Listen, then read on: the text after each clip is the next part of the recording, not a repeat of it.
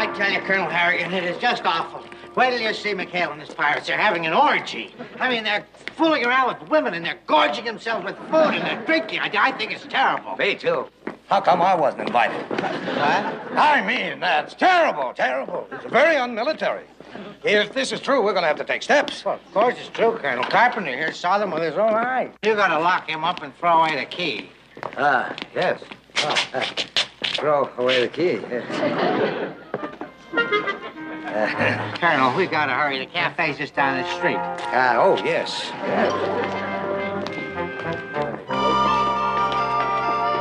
I hear that after they feed us, they throw us to the lions, but who cares? Ladies and gentlemen, I should like to propose a toast. Skip, condition ready. Captain Harrigan's coming with Colonel Binghamton. Colonel Harry's coming with... boy, you better get out of here. All right, Chuck. Don't blow a gasket. Ladies and gentlemen, battle stations. Now then, in Italian, students, it's buongiorno. Buongiorno. Look at this, Colonel. Did you ever see anything so disgusting? It's a disgusting. Buongiorno, Colonel. I mean, good day, sir, and Captain Binghamton. And you come to join our class, sir? Yeah, boy, you'd really like it, sir. We've learned buongiorno and buonsera and bonita, and we have crackers and milk at nap time. Don't you bono me, you dodo. Did you ever in your whole... Is this disgraceful? You're right. This is the dullest orgy I've ever seen. Orgy, sir? Why, this is our weekly language class, yes, in order to promote a good civilian relationship. For example, grazie, thank you. Thank you. Now cut that out. You're not going to fall for this, are you? Fall for what? Well, I think this class is a wonderful idea, McHale. I didn't know you spoke the language. Well, I try to speak at it, sir. See, my mother was from Italy, and matter of fact, I still have relatives up north. Who cares about his relatives? Who cares about that? As you were, Binghamton. Don't you ever dare give me a false report like this again. Telling me there's trouble, wasting my time. The next time you have a complaint, I want to hear it in Italian. I might have known this would be your idea of an orgy. Don't you ever get out? You know, McHale, I've always wanted to learn the language. Oh, yes, sir. Please be seated, sir. All right, class. Thank you. Grazie. Grazie.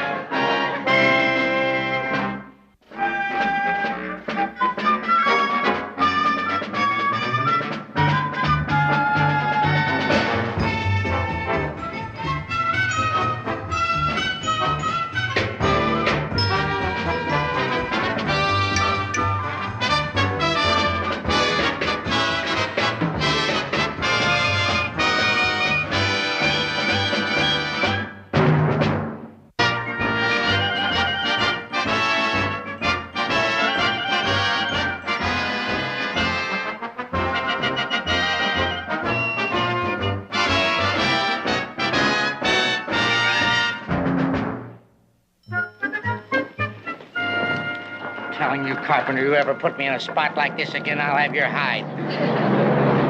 But, sir... They're always seeing things. They're having an orgy. They're having an orgy. Oh, watch out, Captain. Watch out for what?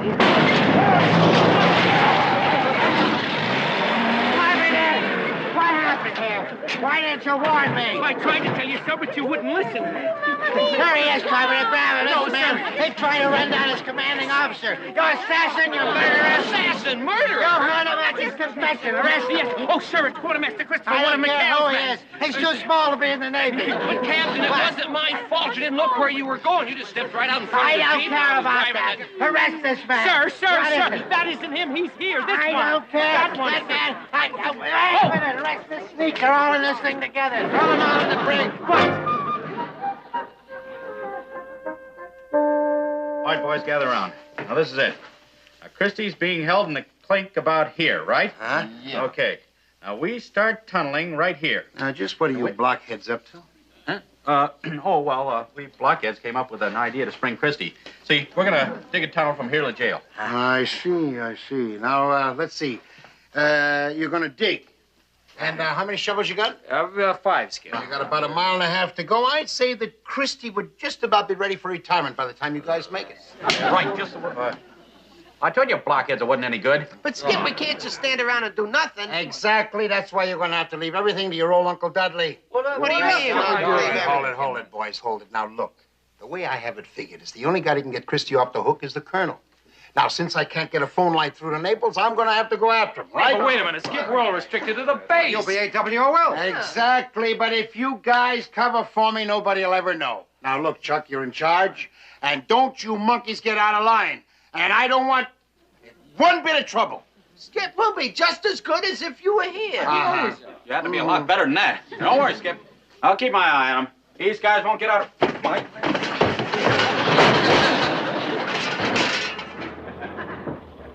All right, boys, let's get the stuff off the truck and onto the boat. Now, let's move it. We haven't got all day on the double. I played a little easy, Mr. Parker. You don't want a mutiny on your hands. Right. Mutiny. Oh, no, wait a minute. I mean, is there talk? The guys were... Oh, very funny, very funny. Just get the stuff on board, will you? The talking lamp is out. Hey, will you be careful with the eggs? Who needs careful? They're powdered. Well, I don't want powder all over the deck. And stop arguing. Brother, when's the Skip getting back? Yeah, that's... All right. No talking in the ranks. Nice guys, always. Qui a volta fiore, sì? Il suo nome è Quinton McHale. Hey, there's a... Say, Mr. Parker? Oh, no, nothing. I was just... say, Gruber. Yes. Take over.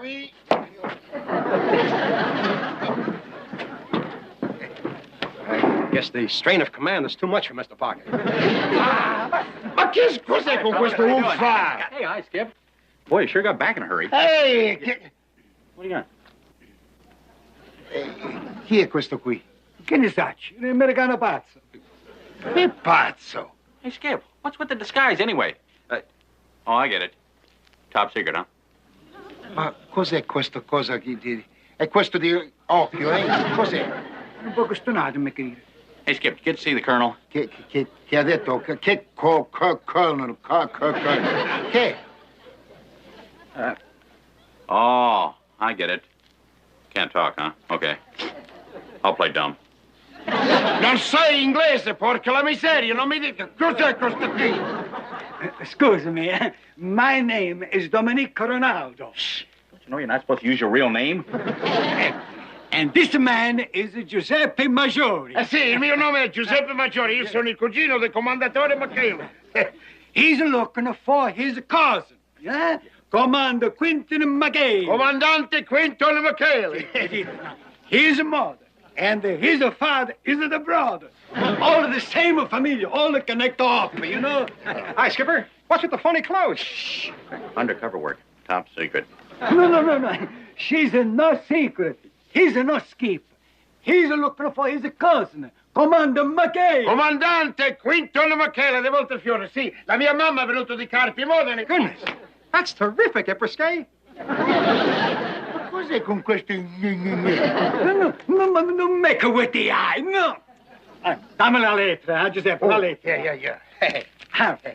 Wait a minute. Vedete adesso. I'll show you. Yeah. Oh. Dear Angelo. Angelo, he's the papa. Angelo, il mio papà. Yeah. Eccolo. Aspetta. Here it is. My son is Commander Quinton McHale. Comandante Quinton McHale, il mio cugino che è venuto... La mia mamma è venuta di Carpi. Station in Voltafiore. Voltafiore, proprio qui. Yeah, if you find him, say hello. Ah, sì, hello. Hello. Then he really isn't the skipper. Oh, boy, you sure fooled me. How about that? He's just a lanceman. Pleased to meet you, cuz. So you're the cousin of Commander McHale. Sì, cugino. Io sono il cugino di Quinton McHale. La mia mamma è venuta di Carpi, Modena. Il mio papà di Torino. Mamma mia, quando lo vedo, ti braccio. We better be getting back, Mr. Parker. Yeah. Gee, boy, well, look, if I see a skipper, I'll tell him you're looking for him. Ma dove vanno adesso? Allora, un momento, signori, non mi porta con lei per vedere il mio cugino sopra la barca? No, look, you don't understand. We have to go back to the war, see? So long. Hey, what's with the skipper? Look at that getup. Wonder how I made out with the colonel. couldn't have been good. He broke him down to an Italian fisherman. All right, you guys, come on. Let's quit standing around and let's go. Voglio vedere il mio cugino. Dove sta McHale? Hey, Skip, why don't you get back? What's the bit? What is it, Italian Halloween? We got news for you guys. This ain't the skipper. What? Gruber's right. All right, now look, it's like we told you, see? You can't come with us, see? Well, so why don't you just go away? Shoo. Yeah. Come on, boys, let's move. Hey, now, wait a minute. You're putting us on. It's his twin if it ain't him. Oh, it's gotta be. It's the skipper's cugino on his mother's side. Ah, sì, cugino. Il McHale è il mio cugino. Dove?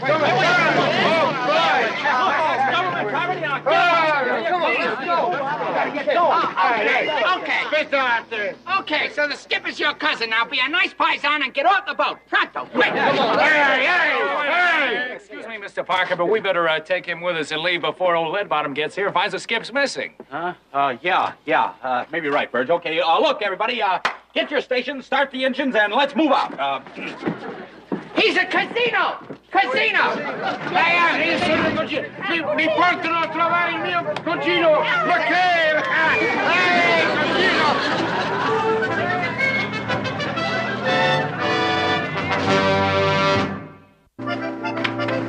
Oh, everything's lovely in Volta.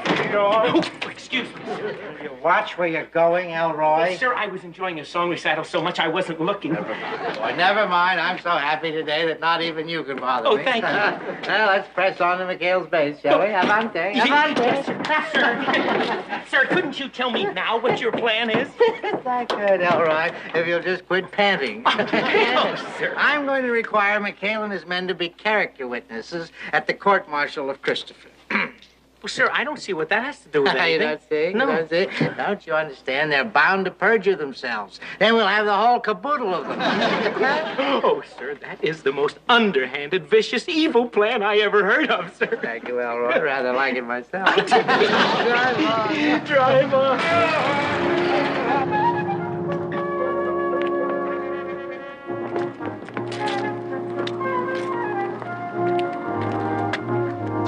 Well, Binghamton finds out that we got a civilian on our base. Stop your worrying, Mr. Parker. We'll just keep stashed till the skipper gets back. I sure hope the skip gets through to the colonel. Oh, Christie's goose is cooked. Il mio cugino, dov'è? Look, he's not here. Not here, see? Well, we're gonna have to hide him. Condition red! Condition red! Binghamton coming! Sure lucky you get back in time, Skipper-san. Ma questo qui è un giapponese. Cosa fa qui? Oh, come on, Skip. This is no time for joke. You better put your uniform on first. Now, look, you guys, we gotta get it out of here and on the double. Now, Avanti, I think. Avanti, moving. Avanti. Go on down. Hey! Will somebody tell me what's going on? You'd never believe it. Fuji, beat it. Take off. Porca la miseria. Dov'è il mio cugino? Sure. Put him in the skipper's tent and tell him to be quiet. Oh, allo! Io non vedo il mio cugino. Andiamo. Silenzio. Shush, quiet. Silenzio. Oh, capisco. Ma la parola è silenzio! Hey, will you keep him quiet in there?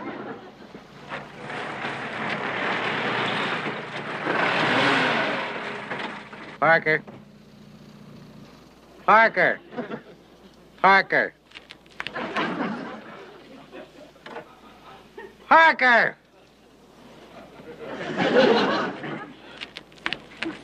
Oh, howdy, Captain.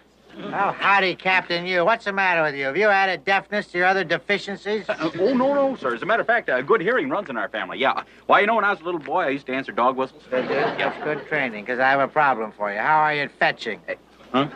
I want you to fetch McHale. Oh, that's very funny, sir. Oh, you do get off a good Shut up. Well, Fido, you're still standing there. Fetch McHale or I'll braid your tail for you. What'd you say? McHale. McHale! McHale, il mio cugino. McHale? Oh, I'm gonna get it. Keep him quiet.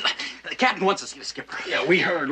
Ma che succede qui? Mamma mia! There's mine right here, too. McHale, you get out here.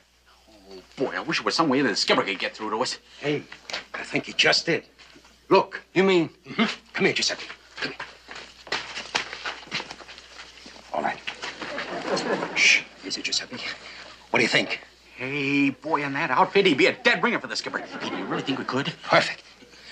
Ma che succede qui? Yeah, sure. All he has to do is open his mouth and we're dead. We could say he's got laryngitis and that he can't talk. Sure, and all he's got to go out there is just wave at Leadbottom. McHale, you get out here on the double or I'm coming in.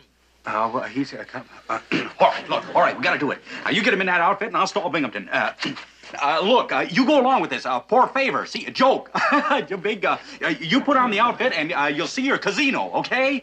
Okay?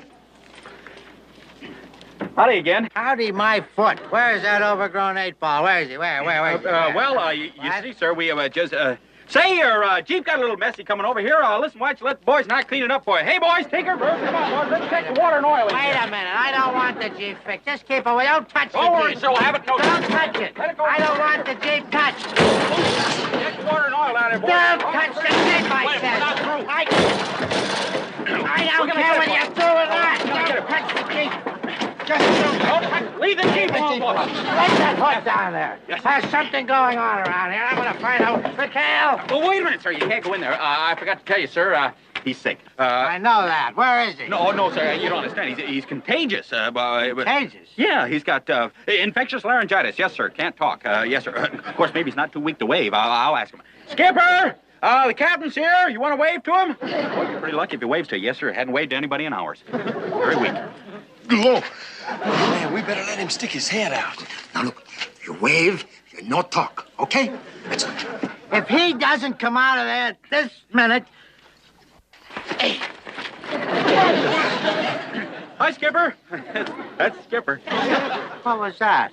Why were those two men holding him up? Why? Well, he's weak as a kitten. I told you he's been sick. Yeah, he got that laryngitis thing. So, look, if there's anything I can do for you, I'd be more than happy. Something you can do for me. You can get out of my way. That's what you can do for me. Oh, wait a minute, sir. As officer of the day, I'm going to have to ask you, halt, who goes there? Who goes there? Have you gone out of your mind? What's the password? The password is get out of my way or I'll have you hung for insubordination in a combat zone. Well, that seems like it. Yes, sir. I just recognize it. All right, McHale, come out of there. That's an order.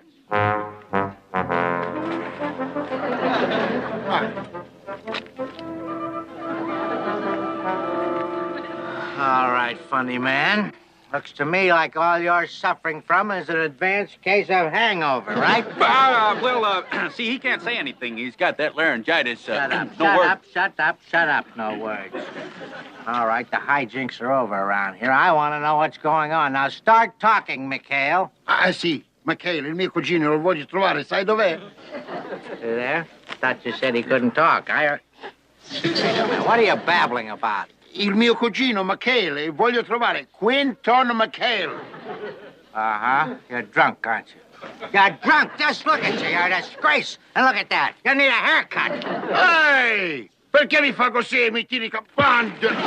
Hold it, Skip. Hold it. No, he didn't mean it. See, he works out that way. All right, did you see that? I saw. Oh, we'll slap him in irons. Oh, no. Yeah, honestly, you're sorry. Sorry. Ma porca la miseria, prima mi fa così e dopo mi tiri I capelli. Ti do un creppo, sai? Don't you touch me, McHale. You stop it with that Italian gibberish. Well, he can't speak English, sir. What? I mean, he's Italian, see, so he... Somebody spike your cornflakes. Sir, you see what Mr. Parker means is the skip thinks he's Italian. He's suffering from battle fatigue. And a little rest would be good as new. Yeah, I like what he said. What he said after...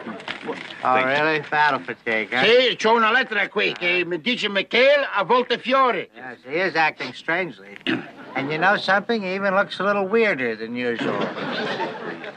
Roy, this is even better than I planned. Battle fatigue. Let's take him in. We'll take him in? Oh, no. Now, we've got to keep him here. He needs his rest. Does he? Well, he'll get all the rest he needs on the hospital ship on the way back to the United States, Elroy. All right, Commander, let's go. Avanti. Vediamo. In the back. Va via. No, look, Porca la miseria, sempre qui.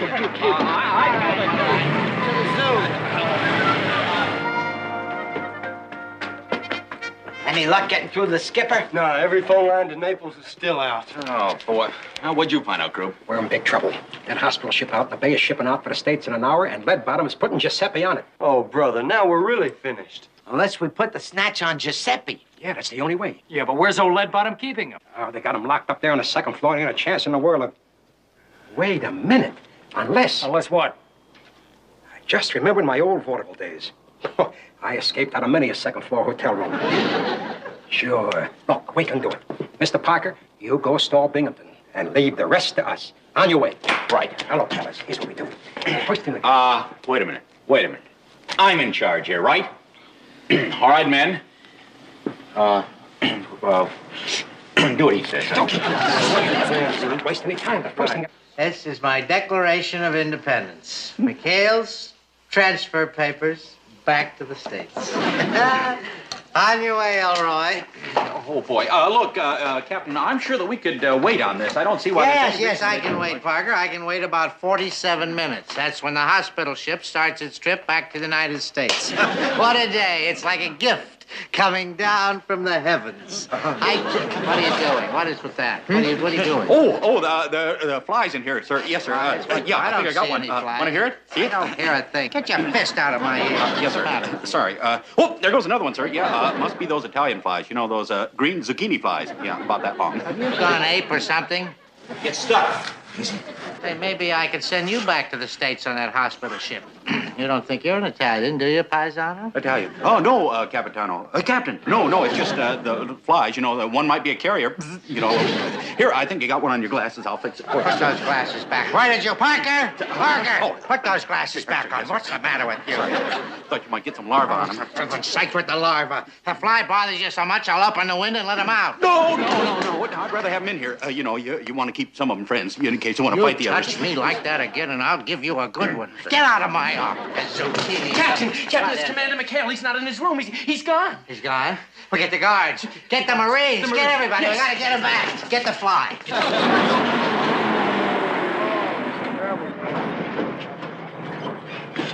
Yes, sir, Colonel.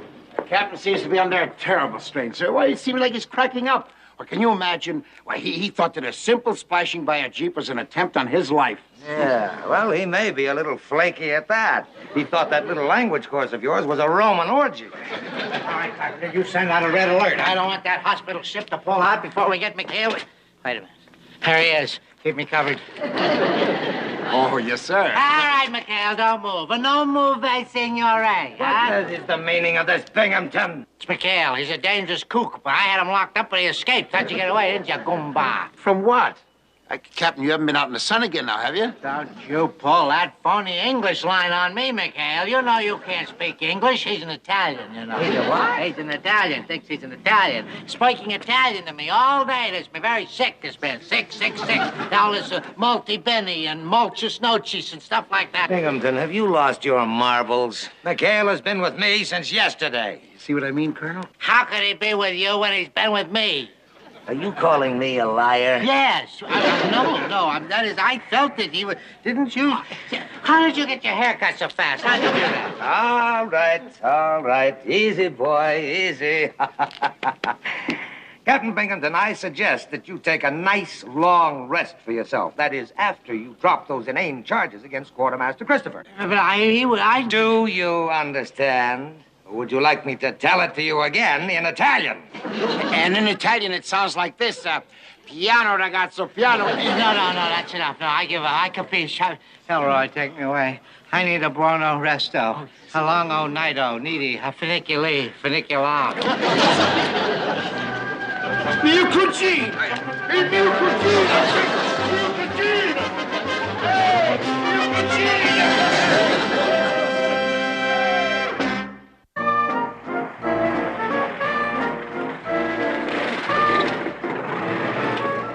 I'll be right back, Carpenter.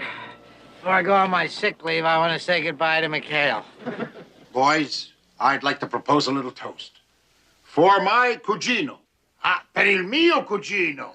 Alla salute. Oh, McHale, how does this go? I two McHales? I'm sicker than I thought. Did you see him, sir? I didn't see a thing, not a thing. Let's get out of here. I didn't see anything. Boy, what a mission. I'm busted. I feel like I could sleep for a year. Yeah, hi, Fuge. Hello, paisans. Ciao. Hey, Charles, just what we had on our mind. We're starved. Yeah, what's to eat, Fuge? I know you come back hungry, so I made you special gourmet dinner. Gourmet dinner, huh? Are you kidding? That's chip beef again. Oh, no. That's puree of chipped beef with marinara sauce. That's a seasick. Are you kidding? That's the worst yet.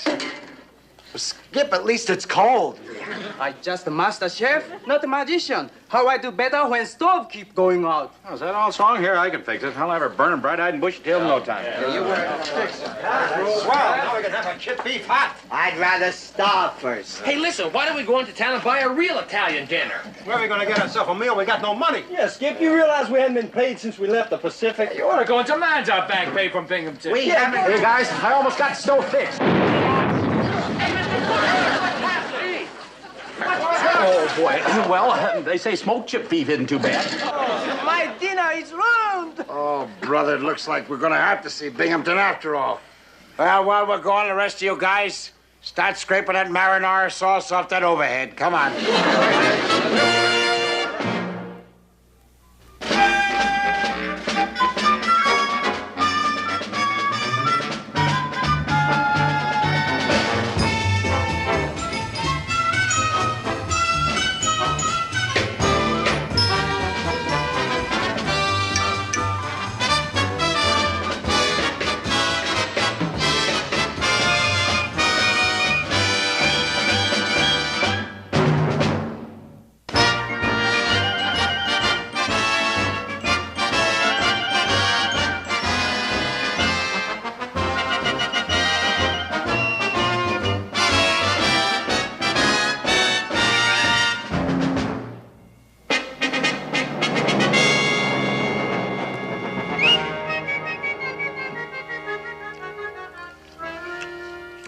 War is a sticky business.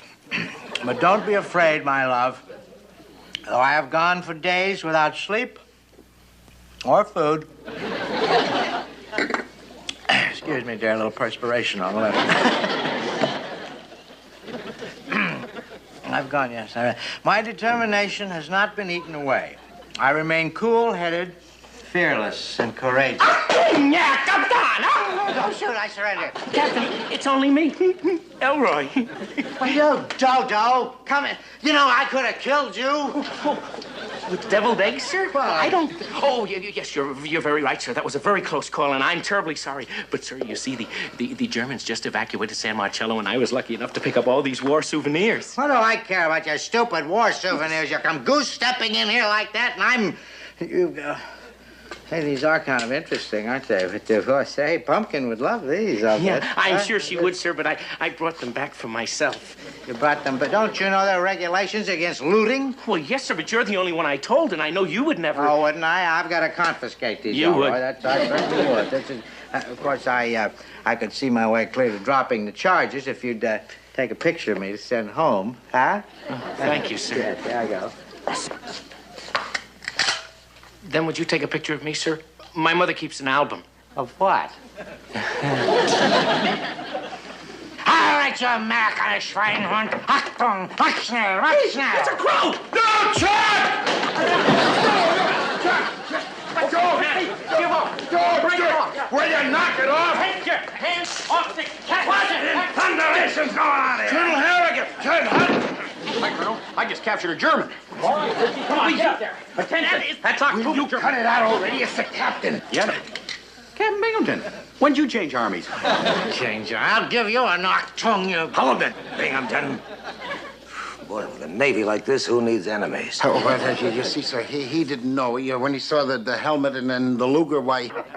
Now then, Captain, just what are these items? Oh, well, that's a gun, Colonel. I mean, this is a German war souvenir. I picked these up in San Marcello. The Germans were hot-footing it out there, and I stopped them. I took these things away from them single-handedly. No, sir, I was the one who went to San Marcello, and I picked up the... Oh! Ooh. Back in your mother's album. Captain, don't you know that these items are war contraband and that looting is strictly against regulations? Looting? Contraband? I've heard enough, Binghamton. Now, this is a flagrant violation of the Articles of War, and I will have to so inform the General. Well, they're not mine, Colonel. They're his. Oh, no, sir. You said they were yours. You can have... You said they were yours. No, you don't. I'm taking this contraband in myself. Yes, sir. And from now on, San Marcello is strictly off limits to all personnel. Do I make myself clear? Any film come with this, boy? Yes, sir. Thank you. You're right on the ball, boy. T2 just might want to take a look at this stuff. Ta-ta. And for heaven's sake, Wally, try and get with it for a change, will you? I mean, take an example from McHale here. Thank you, sir. Thank you. Example from McHale, that cheap, sniveling, conniving. I like to tell him a thing or two. I'll get him for you, sir. You do, and I'll break your arm. How about what's this, sir? We've got something real important to talk to you about. Oh, I'm sorry, sir. Do you realize, sir, that it's been over 3 months since we've been paid? If he wasn't so close to the general, I'd tell him a thing or two, believe me. What are you telling me about being paid for? I don't know. I'm not the paymaster. Well, then maybe get it fired, sir. I mean, after all, I like my unemployment insurance. Well, I'll fix it so you can get some sick leave. Sir. I thought perhaps you could put in an emergency request, you know, for our back pay so my boys could... Negative. Now go back to your base and take this Sea Scout dropout with you. Yes, sir. And thank you very much, sir. Come on. Oh, and may I add, sir, I think you're a real, sterling, commanding officer. Yes, sir. Well, I don't think so. I think wearing that Nazi helmet went to your head. Hey,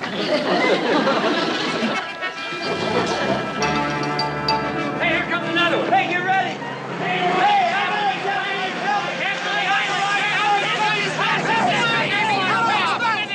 Ice is no object. Oh, man, this is murder. We've been standing around here for an hour and we can't even stop a Jeep. Yeah, I guess this is a pretty bum idea, Lester. Yeah, who wants to buy a nip souvenir in Europe? That's all we got to sell them. We got to raise some loot somewhere. Let me take one more crack at it. Well, it better be good. Give me what you got, fool. Hey, what's the idea, sailor? I'm so exhausted from making deals, I just had to lay down and rest a minute. You rested enough to get to the hospital after I run over you? As a matter of fact, I am. I'm rested up enough to make one more fabulous deal. How would you like to buy this genuine nip helmet? Send it home to your sweetheart. I haven't got a sweetheart. I'm married. Well, how about this Harry Carry sword? Just like new. Send another one home to your mother-in-law. Have you guys flipped? How can we send home Japanese souvenirs? Everybody knows we're fighting in Italy. So, tell them the nip landing barge made a wrong turn at Manila. Yeah, forget it, Swabby. We just came down from San Marcello, and that place is loaded with Jerry souvenirs. For free. Free? Hey, can you imagine those Jerry's giving that stuff away for nothing? It's unfair to the small businessman. You're right. Start packing, guys. What do you mean, What do you mean? Why? We're off the corner of the German souvenir market. It's goodbye, Banzai. Hello, Achtung. Hi, Fuge. Hey, where's the boys? Oh, they get truck and go up to San Marcello. What? They go to find the souvenirs to sell. Oh, boy, I hope they get enough so we can get a decent meal in town. Boy, I'm starved. Ooh, those stupid meatballs. Hey, meatballs. Doggone it. Now, San Marcello's on the seacoast. Well, we can make it up there better with a boat. I tell you what. Oh, boy, between German patrols and Harrigan's MPs, they got one foot in the grave and the other one on a banana peel. Hey, bananas. ¿Qué pasa? Me go to? Yeah, you better come along, too. If Binghamton ever finds you here, our goose will be cooked. Hey, a goose. That'd be good. Now, let's see. Come on, let's get... Oh, boy, if ever they've done anything that... This is the most stupid thing they've ever done. Oh, this one takes the cake. Cake. Boy, I sure know how to hurt a guy.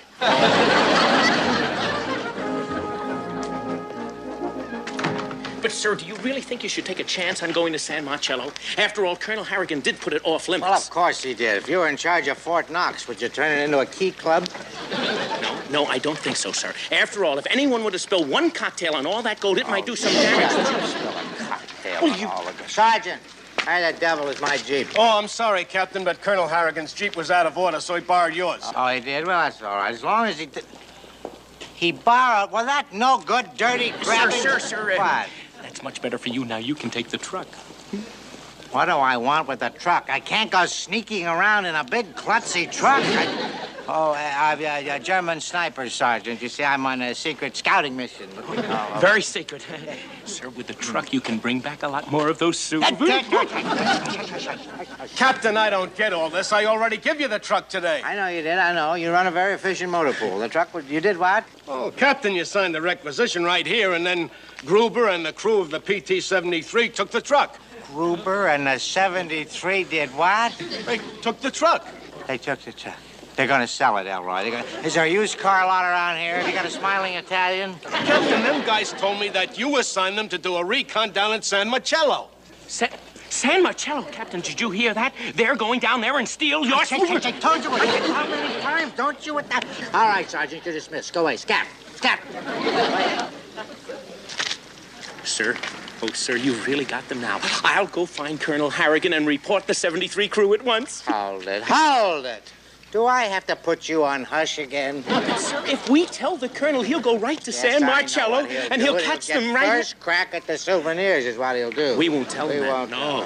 We'll wait right here for McHale and his pirates. We'll put them under arrest when they'll have the booty, and we will get first crack at the looty.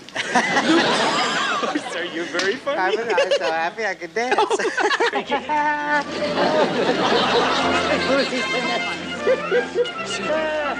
Well, what's the matter with you people? Don't you have any friends of your own? Move on.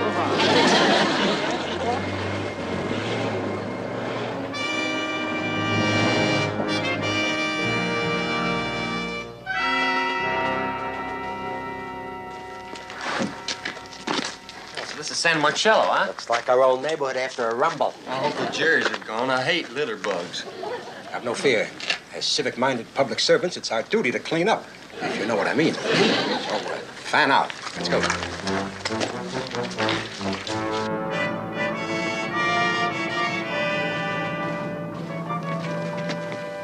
Food. Now, San Marcello's right through those woods. I'm gonna have to get those hammerheads out of there before the Germans spot them, or they'll be sitting ducks.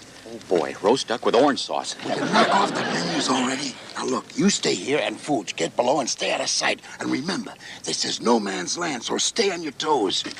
Aye, aye, sir. Shh. What a haul. We can start our war surplus store. Think the size of this cartridge belt. This Jerry's got to be either a fast shooter or a big eater. Oh, Skip, you gave us a scare there for a minute. Hi, Skip. Welcome to Souvenir City. It's a shopper's paradise. No cash, just carry. Well, look, boys, drop everything and get back to the ship. You guys want to get yourself killed? Now, come on, let's go. But, Skip, these are the spoils of war. What do you want to do, spoil our game? I'm going to spoil you, you schlockmeisters. You're here to fight a war, not get souvenirs.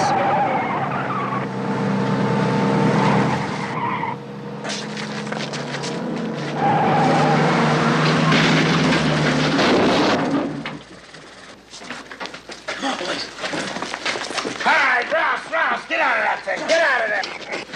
Colonel Harrigan. McHale, what are you doing here? Well, I was just about ready to ask you the same question, sir. Oh, what question was that? What are you doing here in San Marcello? Oh. Me, I'm up here, risking my neck, clearing out these souvenirs, so that nobody will be tempted to break the rules.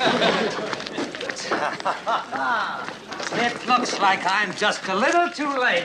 Pardon me, sailor, to save you boys from a court-martial. Oh, come on, Colonel. Give us a break. Yeah, but we can work something out, sir. Forget it, McHale. You know the regulations about looting. I will not have it. Now, I want you to load all this evidence in my Jeep. Let's get going. But, sir, the only reason we're picking this stuff up is, well, for pizza money. Yeah, right? you see, they haven't been paid, so the money was delayed. And No excuse, McHale, but I'll think about it. Now, come on, let's get this stuff in my Jeep. Say, that would make a wild ashtray. All right, come on, boys. Let's load this stuff up in the Colonel's Jeep. Achtung! Colonel! Achtung! Achtung! You can holler at me in 7 different languages, McHale. It won't do any good. Etzley Amscray. Go, guys! Now, can't you boys keep things quiet? Don't you understand we're an enemy? Oh, boy. Stand away from the truck. Line up, mach schnell, mach schnell. What are we gonna do? Say your friends ain't lined us up for inspection. You will keep quiet, please! Mr. Parker, what all that shooting? Oh, I think it's skipping the boys. They must be in trouble. I gotta go help. All right, now don't panic. Just coop keel. So long. I told those guys to put these Japanese souvenirs away. All right, give me those grenades. Okay, look. I'm gonna go and try and rescue them. I go with you. Huh? Oh, no, you can't. You gotta stay here and watch the boat. I'm swearing you in as an American sailor. Raise your right hand. Anchors away. You're in. Commander? My name is Lieutenant Commander Quentin McHale, and my serial number is... I'm not interested in your serial number, Schweinhund. Now, as for you, Colonel. Well, hi there.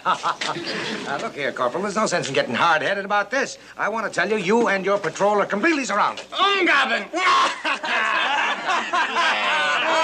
You think we fall for that old trick, huh? Well, no more jokes or you're a dead colonel. You didn't like it, huh? Well, I was just trying to relieve the tension. Hey, give me back my hat. Let go of my watch. Give me the wallet back. There's nothing in it. Hey, get your hands off my belt. Du bekehrst zu kämpfen und nicht alle denken einkassieren. Skip, what's he saying? Sounds familiar. Yeah, he says they're here to fight a war, not collect souvenirs. All right, quiet!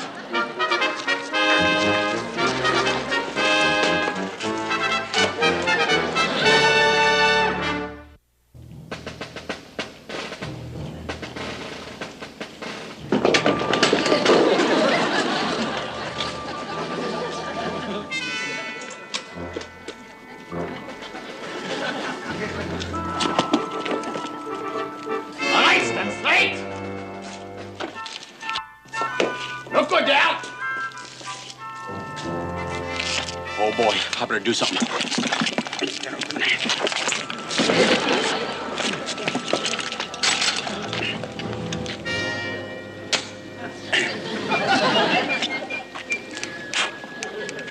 Should have oiled it. Better get help.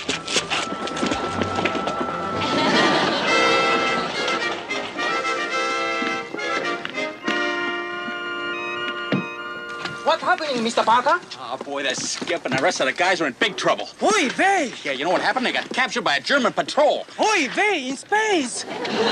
Well, look, we gotta go get help. No time. It's up to us to rescue them. Let's go! Banzai! Wait a minute. Look it. Now, what chance would a PW and an American sailor have against those guys? I mean, after all, if they... Hey, wait a minute. Maybe a Japanese admiral would have a chance. Catch on? So, sure. I catch. Souvenirs get boys into mishmash. Souvenirs get them out. Ja, Herr Hauptmann. Alles in den Wagen. All right, prisoners into the truck. Mach schnell, mach schnell. Weiter, du. Vorwärts.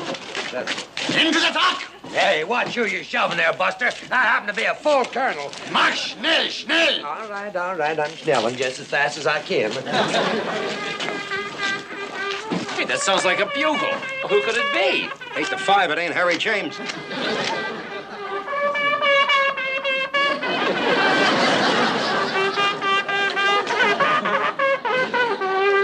Skip, look. I know. It's, well, hey, fellas, look. It's that famous Japanese admiral now. What's his name? Halt, I shoot.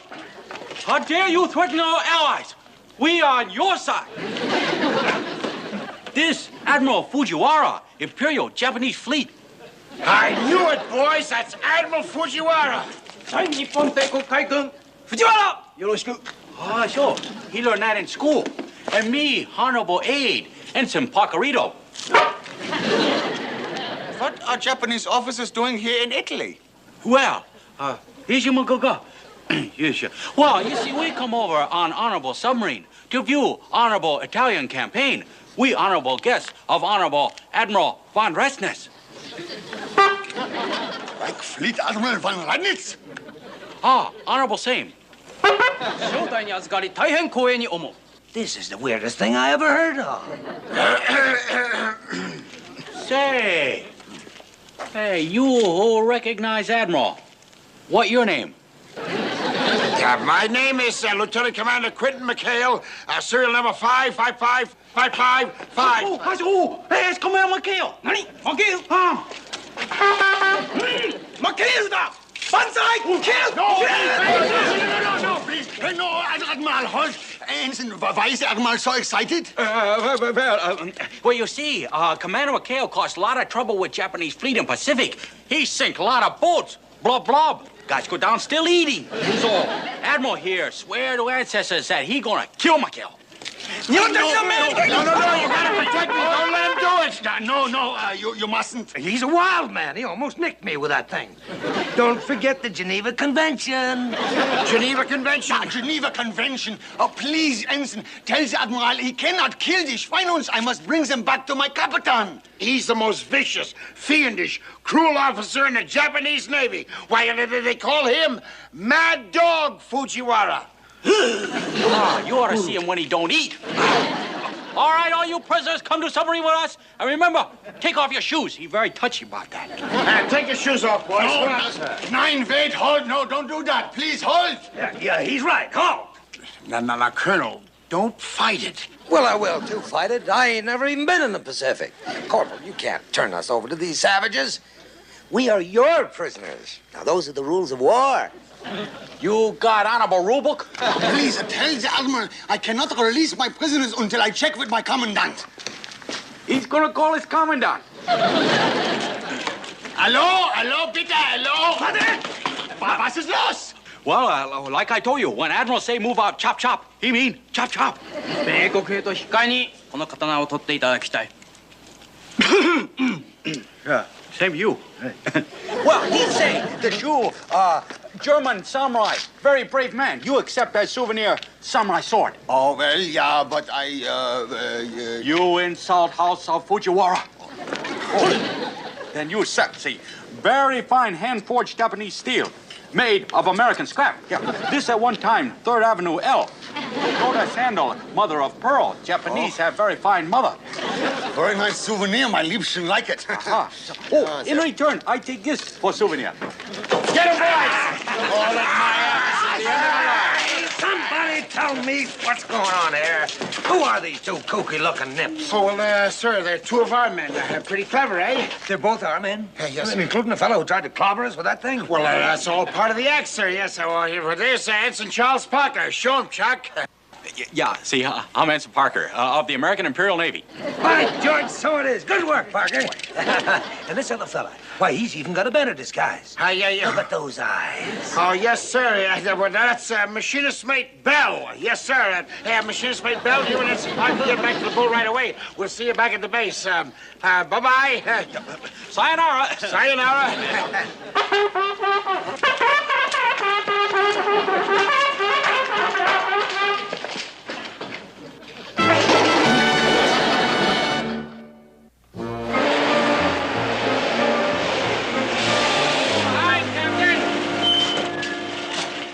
How do you do, sir? Just knock off the small talk, McHale. You and your hoodlums are under arrest for stealing a truck, for confiscating war souvenirs. But I'm just going to take the evidence while the MPs take you into the brig.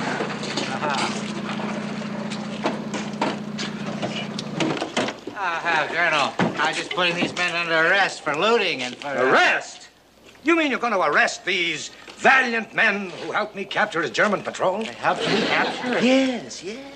So call off your Cossacks and go write a commendation for McHale and his men. Commendation? That's right. And be sure you mention their courage, their imagination, their sheer nerve. Colonel, since we did help you capture the patrol, is it all right if we keep a few German souvenirs? Now, wait a minute, Gruber. That's all right, McHale. I mean, after all, your men deserve a memento of this little skirmish. After all, what's a few souvenirs? Thank you, sir. Okay, prisoners, out of the truck. March schnell. Quick.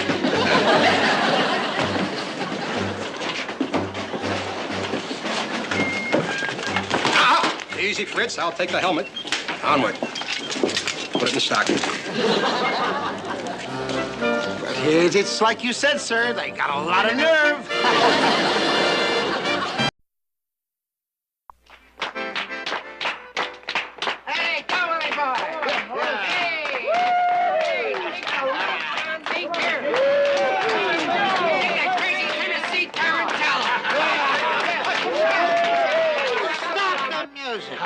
get hurt? Hi, Captain. Of all the depraved, disgraceful behavior. I'm on the phone trying to talk to the admiral, and you're out here debauching and reveling and carousing. Carousing? But Captain, all we were doing was just... knock it off. As the military governor here, I'm cracking down. This is an occupied village. This is not an Italian geisha house, you know. Anyway, everybody's getting off starboard bow. Oh, no, what's... Gee, sir. Jeez! Oh, my aching mozzarella. Oh, my goodness. Sir, I'm here. Oh, there you are, sir. That's Elroy. 1934. I needed that.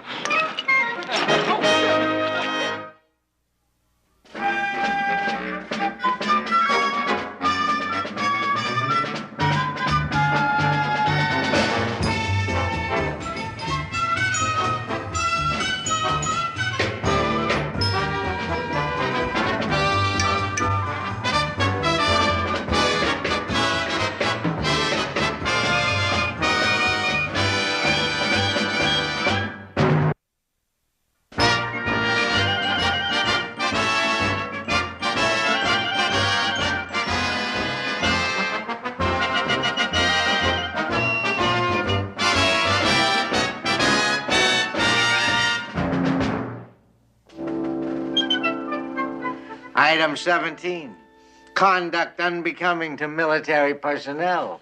Item 18, attacking your commanding officer with a platter of spaghetti and tomato sauce. Correction, sir. Just for the record, it was meat sauce. What? Meat sauce.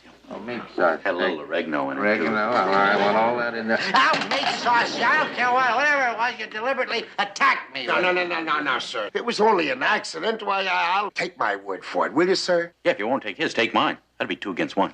I'll give you 2 against your 1, you goof, you. You're through. Do you understand that? I'm not even going to wait for the court-martial. You're going right to the brig. You men, take him away. Oh, now, Captain, please, sir, look. Wait a minute. Hold. Stop at the boat. Just stop at the boat. Put him down. Put him down. He gonna stay right here. I need all the witnesses I can get. Witnesses? What witnesses? This man is going to the brig, and that settles that. I'm glad you settled that. Now, please, settle this. What is that?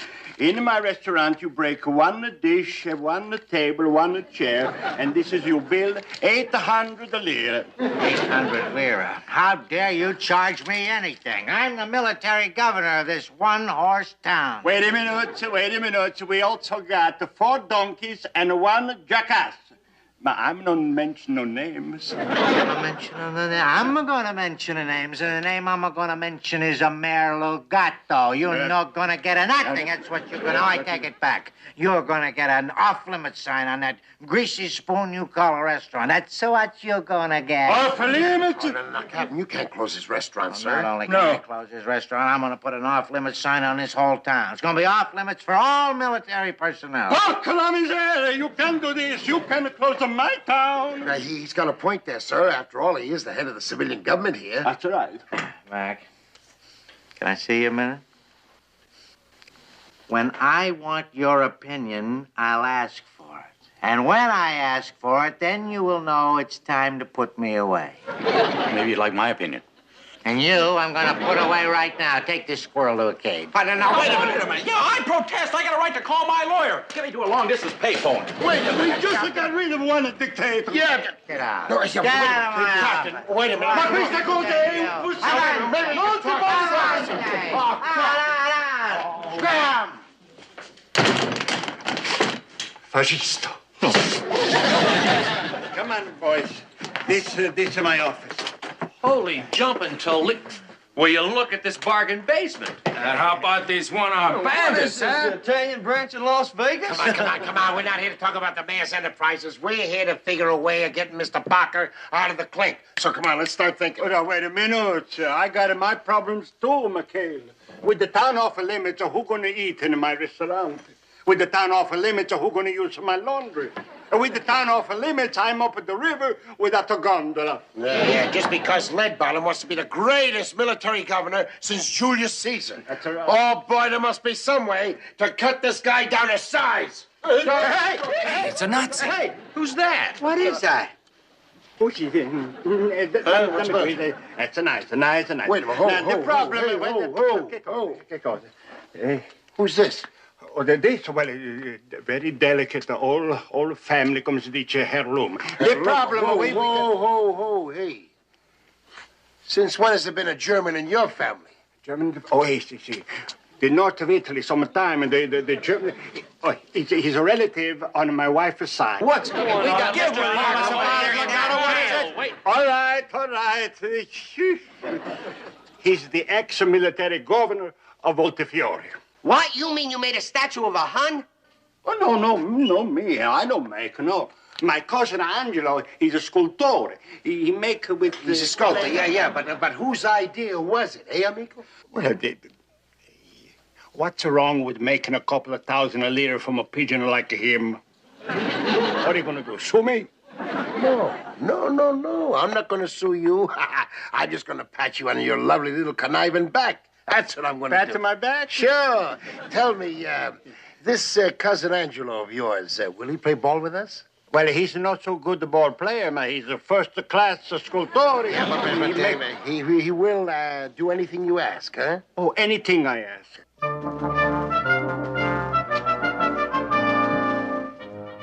Oh, grazie. Don't worry, there's no file. See?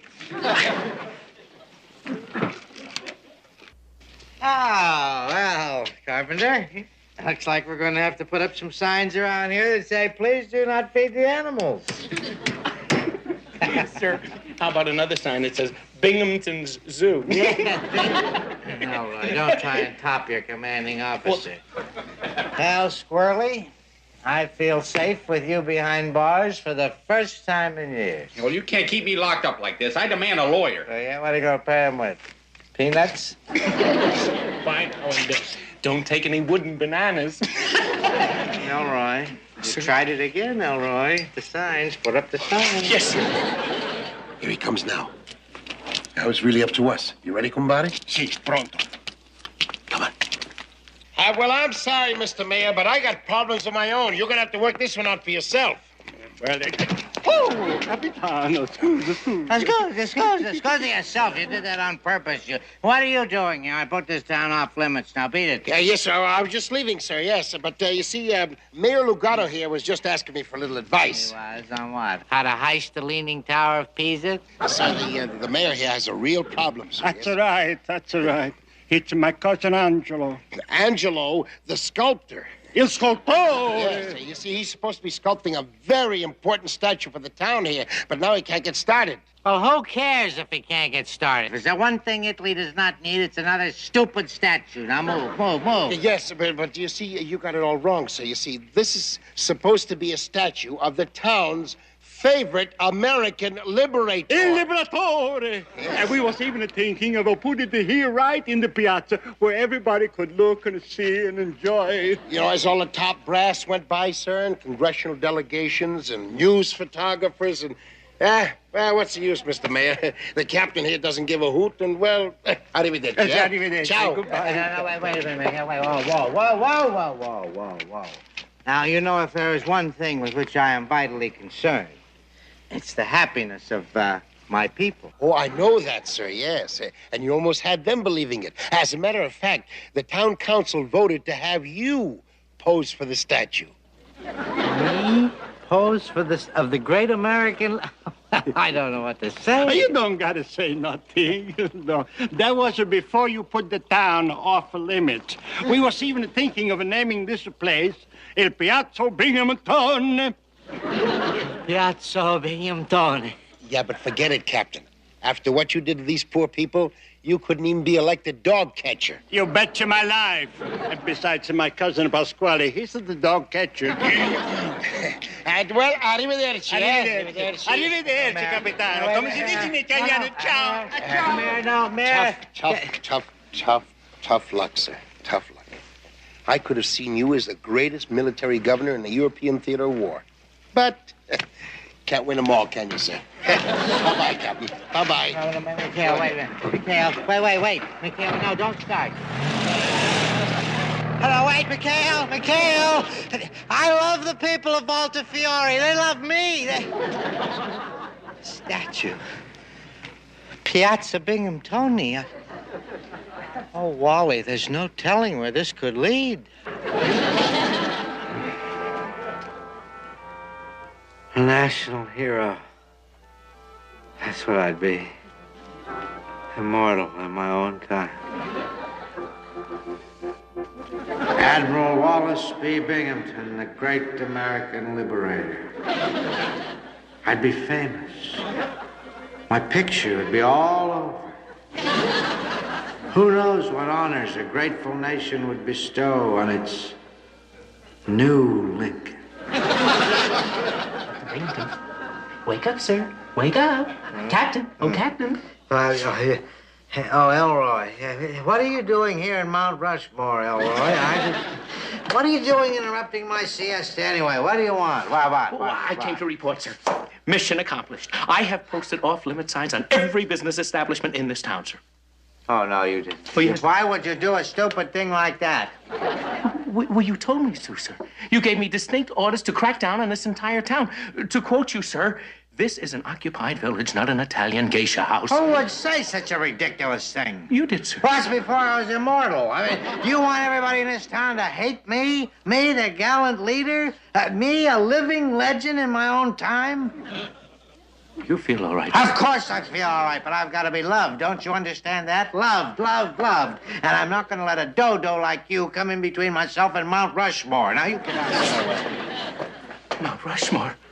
Oh, I can't leave him alone. Absolutely disgraceful. Disgraceful. I don't know what's the matter with you. Are you trying to bankrupt this town or something? Now, there, pick up that paper, you litter bug, you. Pick it up. Oh, no, you're soldiers. Wait a minute, soldiers. There, that's all right, now, Sonny. Don't be afraid. I'm not going to hurt you. Now, I don't want you to pay any attention to these signs. You see, these signs don't mean a thing. Not a thing to these signs. I want you folks to stay in town here and have a good time, boys. Have a good time. Spend on me. Buy anything you want. Anything at all. Just have a good time. There you go. There you go. Oh, it looks like you really swallowed the bait, amigo mio. Now all you got to do is reel him in. The pleasure is all mine. Good.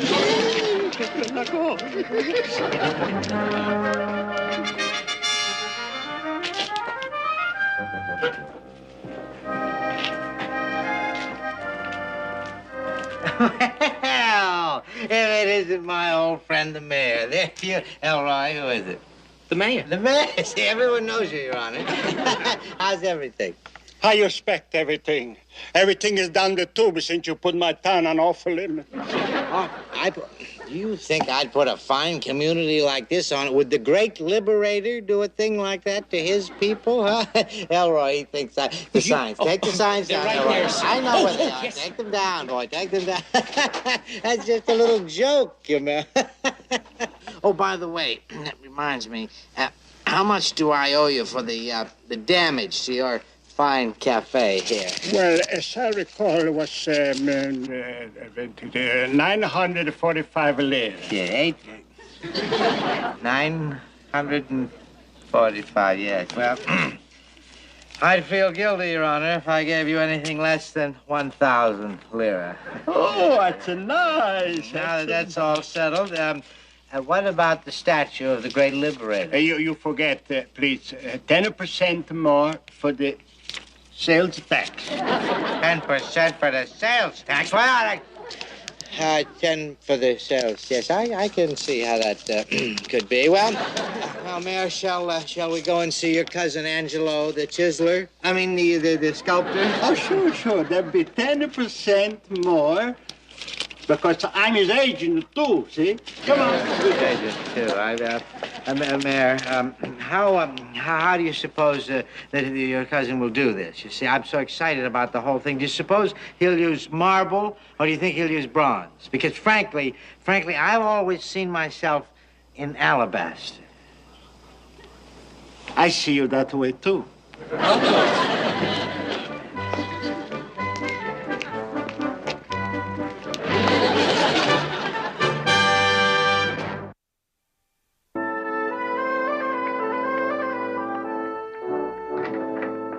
Captain Binghamton, sir, I can't reach Admiral Lawrence on the scramble phone. Well, keep trying, you ninny. He wants the Navy to get a citation from the Pentagon. If his statue doesn't do it, I don't know what will. Now get out of here. Didn't move, Angelo. Didn't move. Hi, Captain. Buongiorno, buongiorno. Don't move. You move it just once more, and I quit. Don't move. Don't move. Gee, that's just really beginning to take shape, sir. Angelo, it's a nice. What do you want, McHale? What do you want? Oh, well, sir, I just thought I'd drop by because I got a little surprise for you, okay? No. Okay, boys. Hey, boy, that statue looks great. I can almost see the pigeons on it. That's Parker's voice. What's he doing out of the brig? Well, sir, since you're the great American liberator, we thought sure you'd like to liberate Mr. Parker. That's what we told all the guys down at the brig. You don't have the right to tell him anything. How do you dare you go over my head like You that? move! I quit!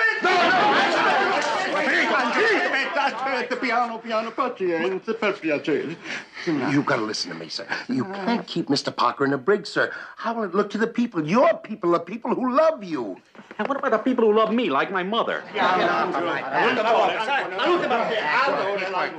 working, Angelo. That's it, Angelo. Very good. McHale, you've gone too far this time. Now, you guys take this man back to his cell. And when the detention ship docks, I'm shipping him out of here in chains. Detention ship in chains? That's right. Out with him. Out. Now, Angelo, we're going to have absolute peace from now on. But, look, sir, if you just let me, I promise.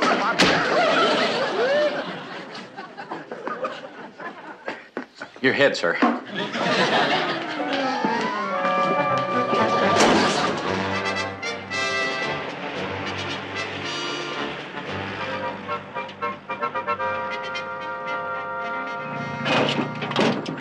Skip really let old Lead Bottom have it. Yeah, well, I only hope he's cooled off since yesterday. Now, stand by.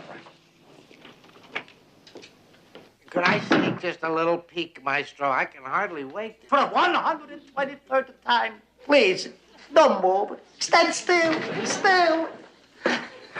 Good afternoon, sir. Good afternoon, Angelo. Oh, my, what a masterpiece. So tall, so wonderful. Hell, don't just see the do not disturb sign on the door. Come around here where I can see you when I talk to you. What do you want? Well, sir, I thought now that things are so nice and calm and, the statue's so beautiful and, Mr. Parker did spend a night in a brig and, well, I thought maybe we could just have a little peace conference. You're going to get around here where I can see you? Oh, yes, sir. Negative on your peace conference. That detention ship leaves at 1600 hours and Parker's going to be on it. And I don't care what you say. Sir, it's Admiral Lawrence. I finally got him on the scramble phone, and he is just dying to hear the news. Well, what do you want me to do? Yell the news out the window to him? Hold the phone up to my ear. I can't move. Get out of here, McHale. That's an order. Oh, commissary, this is like trying to work in a bus depot. Como se va at HQ, Admiral? When I was in Naples, your aide must have called 50 times. And with good reason, Admiral. It seems that someone in our ranks is so beloved by the people of Volta Fiore that they're going to erect a statue to him. They're going to immortalize him as the great American liberator. A U.S. Navy man eulogized in stone? Wait till the Army hears about this. How's that for impressing the Pentagon? No move, you fathead! I mean, the unveiling is tomorrow, in case you and the public relations boys are interested. The press corps and I will be there with bells on. Thank you, Admiral. Hang up now, Elroy. Did you hear that? He's thrilled. Oh, good. No move!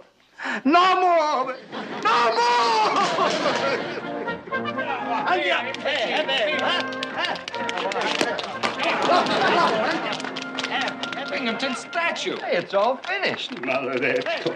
Come tomorrow, we move the statue in front of my cafe. Come tomorrow, all of my customers, they get the indigestion. Oh, stop feeling so sorry for yourself, Mr. Mayor. Say the word, Skip, and I'll knock his head off.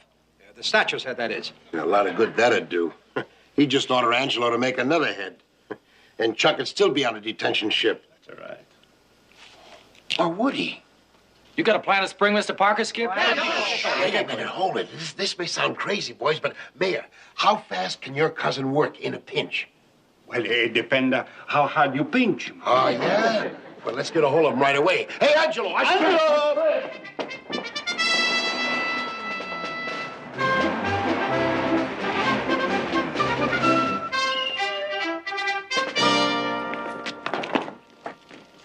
Admiral Lawrence.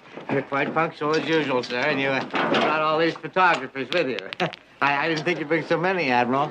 Anytime we can put something over on the Army, I want the whole world to know about it, Binghamton. Sir. The whole world's going to know about it, Elroy. Oh, I hope so, sir. I'm going to be as big as Eisenhower, or Halsey, or Betty Grable. Turn, hut. That is, ma'am. Benvenuto. Good to see you again, McHale. Yes, sir, Admiral. Good to see you, sir. How are things going? Oh, going along just fine, sir. Oh, allow me to present the mayor of Voltefiore, Signor Mario Lugato. Hey, just a minute. I'm in charge. I'll take care of all the introductions. Admiral, may I present... My pleasure, Senor Legato. Grazie, grazie. Any admiral of McHale is an admiral of mine. Say cheese, everybody. Cheese. Cheese. Provolone, provolone. See how they love us, Admiral. See how they love us. Get away from me, Admiral. Anything I can't stand is a publicity hog. All right, men. Hold the pictures. Hold the pictures? All right, Captain. Where is he? You still haven't told me the name of our Navy hero. Oh, there, yeah. Modesty forbids me from telling you his name, Admiral, but I can tell you this much. He is one of the most beloved men in Voltefiore. Oh, he certainly is, sir. No doubt about that. Well, shall we proceed with the ceremony? How many times do I have to... I'm in charge here. Shall we proceed with the ceremony, Admiral? After you, Mr. Mayor. You're after me.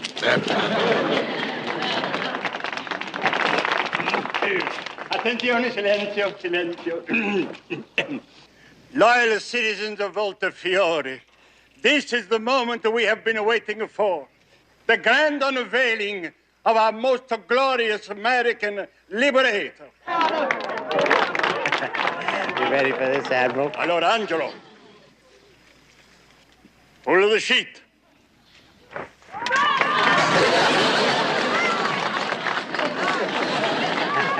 Admiral, would you look at that work of art? Would you look at the profile and the bald head? The bald head? What is it? Well, what do you know? The great American liberator is our own Ensign Parker. Parker, it's me. Viva Mr. Parker! Hooray for our Ensign! Hooray for the great American...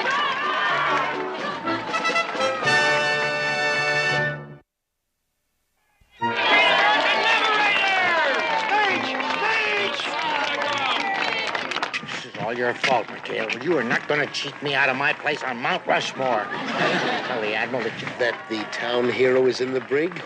Oh, that'd be great publicity for the Navy, sir. Not to mention for you. Listen to that applause. Better get Ensign Parker to say a few words before they tear this whole place up. Well, I'm afraid right now, Admiral, that's not possible. Well, you see, what the captain means, sir, is that Mr. Parker isn't here. Yet. Not here in his hour of glory? What are you trying to do, Binghamton? Blow the best publicity story of the year? All right, where is he? Does anybody know where he is? I do, sir. He's in the brig. The brig? What is this, Binghamton? Some kind of a joke? No, sir, he is in the brig, yes, sir. But, you see, he's making an inspection because he's officer of the day. Isn't that right, Captain? Oh, yes, that's right, Admiral. He's a very industrious lad. He's working all the time. It's work. Here he is now. Here he is, the great American liberator, our own Ensign Parker. Hey, make way here.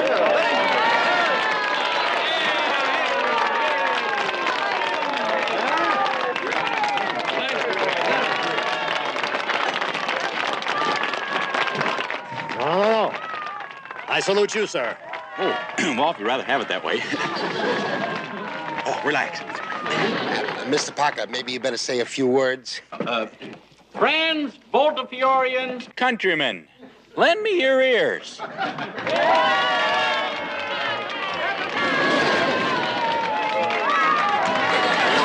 Happens to like her men in uniform, Vinny Rizzo said, correcting himself.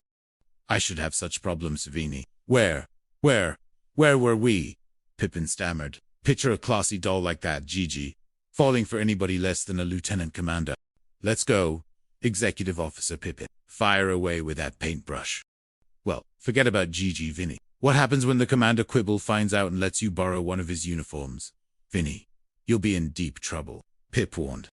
Look, Gigi is hoofing it for Audible in Brooklyn, back in the States. That's 6,000 miles away.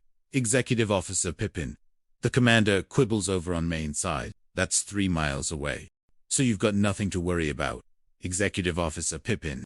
Now, look, Commander, I hate to pull rank, but, boy, sayonara. Wait up for your commander. Vinny Rizzo then slid down a rope.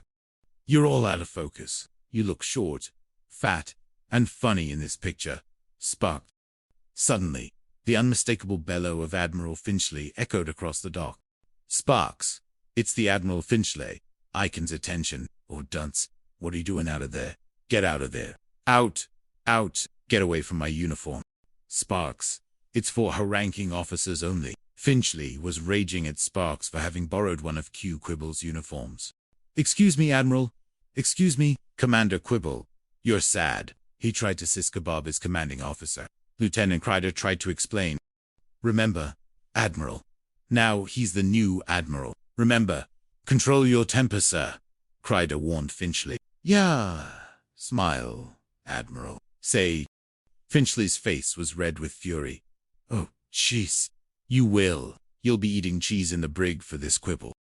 Later, in Q Quibble's office, the atmosphere was grim. Oh, man.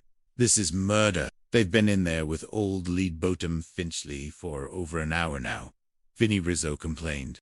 I sure hope Commander Quibble can get Executive Officer Pippin off the hook for impersonating an officer. I don't know what Admiral Finchley is so mad about. Vinny, I thought Executive Officer Pippin looked better with singed eyebrows. Sparks Sterling quipped. Vinny, you're lucky, Commander. Quibble's such a good sport. Yeah, if Admiral Finchley found out you're wearing a commander's uniform, he'd have you issued a new one with fewer stripes than a chicken has feathers. Yeah, you had to write your girl a commander. Vinny, you truly are a glutton for punishment. Cog Coleman lamented. Well, as you don't understand, boys, I'm in love. Deeply, passionately, unequivocally in love. Vinny Rizzo declared, dramatically. When you look like me, you've got to lie a little to impress the ladies.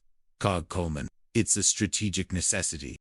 Suddenly, a group of spectacularly costumed showgirls from a USO tour unit appeared on the dock. Hey, that must be the new service show. That must have just flown in from the mainland. Look at those dolls. Well, we men, stand aside at showtime. Lads, Sparks Sterling exclaimed, whistling admiringly. Hold it, boys, Vinny Rizzo suddenly whispered, his face going pale. I don't believe it. It's impossible. I can't stand it.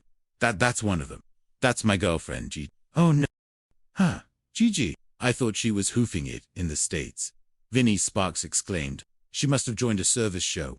Vinny, what am I going to do? Commander Quibble, what are you going to do? Q Quibble looked at the panic-stricken Vinny, then at the stunning Gigi on the stage. I wonder if that guy lays one finger on her. I'll slug him. Vinny, you see. Cog Coleman, she sees you. You're dead, Vinny. What happens when she asks for the commander? What do you say then, you scoundrel? Look, guys, what we better do is go out there and cover him. Q Quibble quickly decided. Vinny, you duck. Vinny, duck behind the crates. Good idea, Vinny. Come on, you. We have to assist our comrade in romantic duplicity. Q Quibble strode towards the stage, trying to look important. Excuse me, ma'am. I'll be right back. Don't run out of our seats, baby. Is anyone here from PT-73? The seat. Gigi, radiant on the stage, spotted him. You're a wonder, lady. Oh, wonderful. I can hardly believe it. You know, Commander Quibble, it's almost a miracle I got here. Tell me, where is Commander Vinny Rizzo, sir? Why? Just wait there, lady, Q Quibble replied, frantically, trying to think on his feet. Well, we can talk. What does everything mean? Did anything happen to Commander Vinny Rizzo? Please don't mention that name, ma'am. He's fine, except he's out on a secret mission. A highly classified, utterly daring mission. Ma'am. Where is he? When will he be back? Commander, Gigi asked, clearly worried. You never know with Commander you know who. He's always in action. Out there, somewhere. Gigi, come on. We've got to report in. Q Quibble replied, gesturing vaguely to the distant horizon. Okay, I'm coming. Rita, Gigi called to another showgirl. Is there any chance that he'll be back before we have to leave, Commander Quibble? Gigi asked. Yeah, maybe. That is, if he gets his quote of nip planes before lunch. Ma'am, if the tiger returns, we'll let you know. Oh gee, thanks. Fellas, I'll be waiting to hear from you. Q Quibble tried to reassure her. Now, remember, Gigi, not a word about Commander. You know who to anybody. Yes, And I know loose lips sink ships, and I sure don't want to sink Lester, my dearest. Thanks, Fayas. Bye-bye. Gigi waved and left the stage. Q Quibble sighed dramatically. Loose lips sink ships. Indeed, and I was sunk by a loose pen. Oh, Vinny, you nut. Why did you write her and tell her you were an officer? Why don't you go after her and tell her you lied? Oh, you kidding? Commander Quibble, I'll never be able to show my face in Brooklyn again, not with my reputation shattered by a mere truth. Vinny Rizzo lamented, finally emerging from his hiding spot. Just then, Admiral Finchley, accompanied by Lieutenant Crider, marched onto the dock, looking even grumpier than usual. Quibble, I want a word with you. That is, if your schedule isn't too full up with fraudulent heroics, Commander, whatever you say, Admiral. But please, just call me Swabby, Q Quibble replied, still reeling from Vinny's romantic predicament. Yeah, you should have heard what Admiral Finchley called me. I'm going to have my mother writes Grand Admiral Bradley. Sir, this is an outrage. Spark Sterling mumbled. All right, Commander. Come on. Let's go. I have important matters to discuss, Finchley ordered. Okay, I'll put Executive Officer Pippin up to that. I know, he's trying to kill me. That's what he's trying to do. Admiral Finchley, Q Quibble said, referring to Finchley's ongoing plots. I don't know how long it takes to grow new eyebrows. Admiral Finchley, I've got to get rid of that Commander Quibble before he drives me completely insane. Admiral, sir, just don't you ever knock. I was just brushing my teeth. Admiral, Lieutenant Crider said, his patience worn thin. Admiral, sir, I'm terribly sorry, but this is an urgent request from Commodore Norcross of the British Naval Base over at Kalawi Atoll, sir. Finchley snapped, waving a... Well, hold my toothbrush. You slowpoke. How do you like that, Crider? They want me to assign one of my officers to them for liaison work. As if I didn't have enough problems of my own. Crider, what else do we got, Lieutenant? Admiral, sir, this is a signal regarding that service show unit that just arrived. They're to be moved on to Hollandia after they perform Hero Admiral. And we're supposed to see that, Crider reported. Finchley's eyes suddenly widened. Wait a minute. That's it. Of course, that's the way to get rid of Commander Quibble once and for all. Ship him out with the service show Admiral. Oh, but that wouldn't work, sir. He doesn't sing or dance, sir. Not a musical bone in his body. Admiral, Crider protested. Sing or dance, young numbskull. The British want a liaison officer. I'll assign them one. Permanently. Commander Quibble. Yes. Permanently transferred. Lieutenant Crider.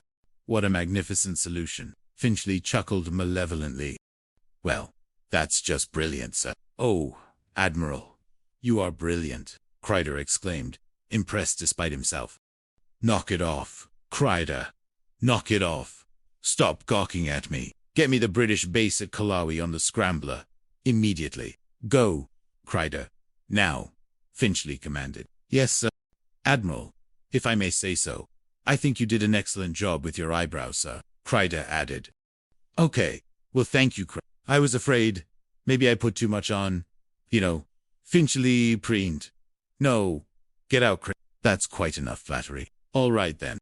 Commander Quibble, get on the boat. You have a new, permanent assignment. Oh, but Commander Quibble, sir, get on the boat, Vinny. Q, Quibble ordered. All right, Vinny. You heard the commander. That's in order. The romance lamp is out. You will report for transfer immediately. Well, I gotta see Gigi. If I don't see her, I'll lose her. I'll be living at the Y until I'm 60. Commander Quibble, Vinny Rizzo lamented. If you don't get on that boat, you won't live to be 60. Vinny, now move. Q Quibble warned him.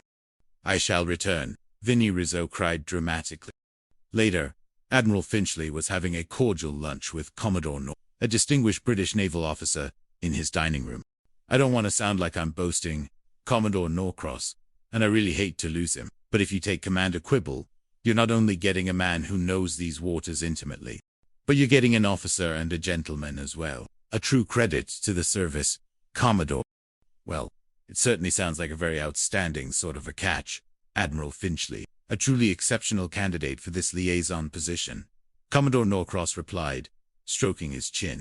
Suppose you drop over here this afternoon for tea, Admiral, and we'll discuss the final details. A pleasant, civilized discussion, if you will.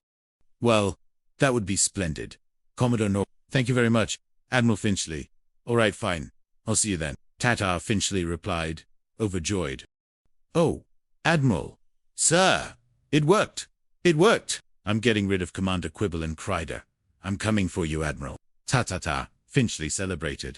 I'm getting rid of Commander Quibble, and then the PT-13, every night. Yep, this is a truly magnificent day for Back on the Sea Hound, the crew was gathered around Q Quibble, looking concerned. Commander, you gotta do something about Vinny. Just look at him. We've never seen him so low. Commander. Isn't there some way he can see his girl? Gigi, just for a moment. Sparks Sterling pleaded. No. Wait just a minute, you guys. Look, he brought this on himself. And as far as I'm concerned, he can, well, I'll get it. Sparks. Q Quibble said, hearing the field telephone ringing. Excuse me, Admiral? Look, you guys must. This is headquarters of PT-73. You want to speak to who? Commander Vinny Rizzo? Is that Gigi, Commander? Q Quibble asked, spotting Gigi and her showgirls on the dock. It's Gigi. Let me talk to her, please. If I can't see her, let me at least hear her voice. Please, I beg of you. Commander Quibble, Vinny pleaded. I told you that. All right, Vinny, but make it short. No long, drawn-out declarations of love. Understood? Q Quibble reluctantly agreed. Thank you, sir. Just kidding. If you make me so happy, Commander Quibble, I think I could try.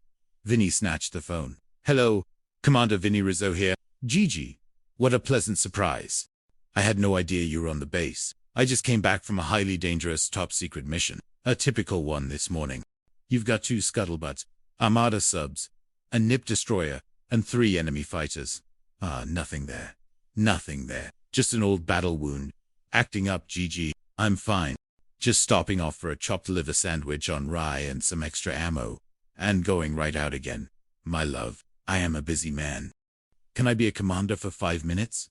Commander Quibble. Please, sir. Just 5 minutes. My professional reputation demands it. No, Vinny. And, please, Commander Quibble. That's all I ask. I may never see her again. I was so happy at my little old fleeting command. Q Quibble lamented. All right, Vinny. But just 5 minutes. 5. You understand? Not a second more. Bless you, Commander Quibble. I'll never forget you for this. Commander, Vinny Rizzo exclaimed, overjoyed. Commander Snookums back on the line here. You're in luck. They just arrived. I have a 5-minute furlough for a romantic rendezvous. Yes, I'll send my personal gig for you. Roger, sugar, over and out. Commander Snookums, Vinny, I've heard everything. I must have lost my marbles. Q Quibble exclaimed. Hey, anybody seen the commander's marbles? They seem to have rolled away. Pippin asked. Okay, now let's spread out, boys. All right, knock off that gold brick on your men. Come on, shape up. Let's go. Let's go police the area. On the double. Come on. Hopper, hopper, hopper! Q Quibble ordered, getting the crew ready. Oh, Snookums, I'd like to. At last, my own command. Charlotte, oh, this is just so exciting. I just can't wait to see Lester. I mean, Commander Vinny Rizzo, Gigi exclaimed, approaching the dock. Well, Commander, I can hardly wait to see you either, ma'am. A visitor arriving on Vinny's island. Detailed, Q Quibble said, as Gigi's transport arrived.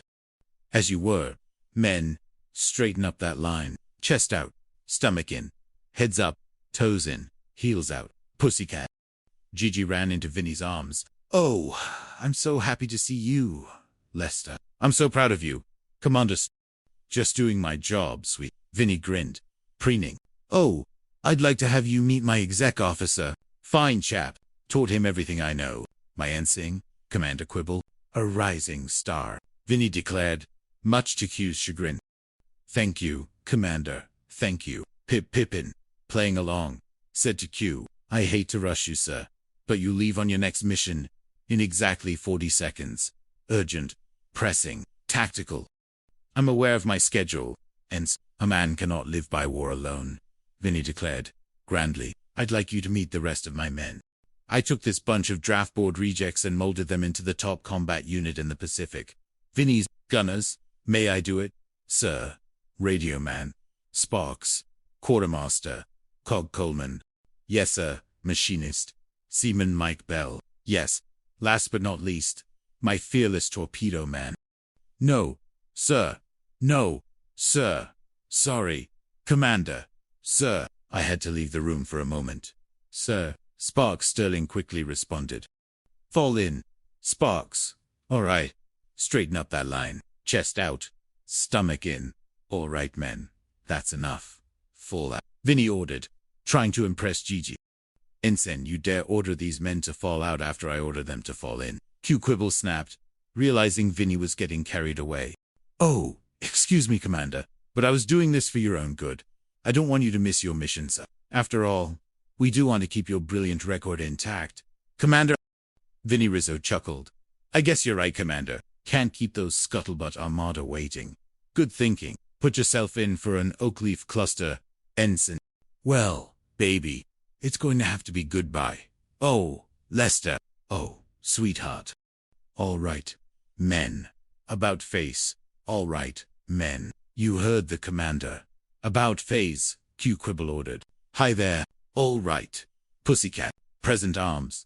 And pucker up, Gigi, Vinny said, giving Gigi a quick kiss. Just then, a formidable British officer, Commodore Norcross, accompanied by his aide, Lieutenant Crider, not the same Crider who usually served Admiral Finchley, but a more stolid, equally severe Brit, arrived at the dock, unseen by Vinny. I still don't understand. Commodore Nor. Why didn't we check in with Admiral Finchley when we arrived on Bumfuzzell at a little strategic plan?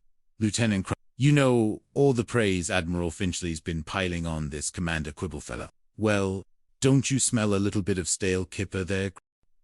A distinct aroma of fishy business. Norcross replied. He did seem overly enthusiastic. Sir, precisely. So I decided to visit Commander Quibble in his natural habitat, to observe the fella for myself, Crider. In that way, I won't be buying a pig in a poke. Good thinking, sir. Vinny, spotting Norcross, froze. Farewell, my darling. Duty calls, and I must obey. Take good care of yourself, Gigi. Listen, don't take any unnecessary chances. Give me the jacket. Quick, Q Quibble hissed, spotting Norcross and Crider approaching the Sea Hound. Norcross's voice boomed. Oh, no, we're trapped. It's too late. Hold it. Hold it. Turn and cut. Commander Quibble. Yes, sir. Commander Quibble at your service, Command. Q Quibble replied, snapping to attention. I wasn't talking to you, Ensign. Who gave you permission to speak? Sailor. Norcross barked at Pippin, who had instinctively saluted. Back in the ranks, Vinny. Yes. I believe the Commodore was addressing you, Commander Quibble, not some subordinate, Lieutenant Crider said. Sure, of course, sir. My mind was 1,000 miles away, plotting a torpedo run at the war. You know, Commander Quibble, skipper of the Sea Hound. At your service, Commodore Norcross. This is my aide, Lieutenant Crider. How do you do? Charmed, I'm sure, Q Quibble replied, attempting his most charming demeanor. PIP, Pippin quickly chimed in. We've got 10 seconds and 0 hours, sir. We've got to shove off, Commander. Our mission profile dictates immediate departure. Chop, chop, Q Quibble ordered, desperate to escape. Just a minute. Commander Quibble, you can do me a favor. I'd like to see how your American PT boats operate. Mind if I come along and see the Sea Hound in action? Commander, Norcross suggested, a glint in his eye. Yes, impossible. Sir, will you stop interrupting Ensign? Q Quibble snapped at Pip. What was that Ensign about to say? Executive Officer Pippin? What utter nonsense are you spouting? Well, Commander, I wasn't about to say anything. Nobody's talking to you, Vinny. Yes, sir. Executive Officer Pip. Commander, what the devil is going on here? Vinny Rizzo replied. However you see, sir, if you'll forgive us, sir, I think it would be better if we called off the mission. Sir, our men are a bit battle-weary. There's good thinking, Ensign. Good thinking there. Negative. Commander Quibble. Now, you get your men on board. I don't know what's going on here, but this is no longer a request. Commander, it is an order. Commander Quibble. Full speed ahead to your combat mission, Norcross commanded. Well, as long as you put it that way. Commander Norcross, sir. Q Quibble sighed in defeat. All right, Men. Battle stations. Let's move on. After you, Commodore. The Seahound cut through the choppy waters, with Commodore Norcross and Lieutenant Crider aboard, watching Commander Q Quibble and his crew perform their mission. After what seemed like an eternity of circling uninhabited islands, Norcross turned to Q. "This is the heat, sir. Are you sure you know what you're doing, Commander Quibble?" Norcross asked, bewildered. "I mean, we've been circling these same islands for the last hour." Commander Quibble. "Well, that's his strategy, sir. You see, he fools the enemy by pretending that he's lost at sea." Commodore knew. "It always works, sir," Pippin explained earnestly. "If I may suggest, Commander, why don't we return to base and try another day, sir? This seems rather inefficient," Lieutenant Crider interjected. "Now, look here, Ensign." "Good thinking, Executive Officer Pippin. A secure home station is mine. We're heading you in, if you don't mind. Commander Quibble, why don't we return to base?" Q Quibble declared, tired of the charade. "Why don't I take the wheel, Commander?" Norcross suggested. "Right, but hold it steady, Commodore Norcross. Like I taught you, the scuttlebutt armada nips up on sonar 2,000 yards. Bang! "Oh no!" Q Quibble suddenly shouted, as a simulated explosion rocked the vessel. "Battle stations, boys, take your hands off the wheel. Commodore, stand by your depth charges. Sparks, Vinny." Deep within the labyrinthine folds of the Coral Cascade Archipelago, where sun-drenched volcanic peaks pierced the perpetually cerulean skies, lay Bump. It was less a naval base and more a loosely supervised maritime reclamation project, perpetually teetering on the precipice of outright disorganization. Here, the strictures of naval discipline seemed to melt faster than a popsicle on a scorching deck plate, particularly under the lenient, albeit perpetually anxious, command of Admiral Octavius Ironsides Finchley. Admiral Finchley, a man whose career had been a masterclass in elegant delegation, sat hunched over his desk, a crumpled in his trembling hand. His usually starched admiral's uniform, tailored to within an inch of military precision, now seemed to sag with the weight of the world. Or, more accurately, the entire logistical quagmire of Bumfosella. His prominent brow was furrowed like a plowed field, and a single bead of sweat traced a path down his ruddy cheek. He imagined the words on the paper swirling, taunting him, whispering accusations of inefficiency and dereliction. The very air in his office, usually cooled by a temperamental, clanking ceiling fan, felt suddenly heavy, thick with the humid certainty of impending disaster. Suddenly, a voice, a veritable foghorn in the relative calm of his office, cut through the tension. "Admiral, sir, 1,000 pardons for the unscheduled ingress, but urgent intelligence requires your immediate cerebration, sir." It was Quartermaster Finnegan Finn O'Malley, the very embodiment of the term flustered efficiency at Bum.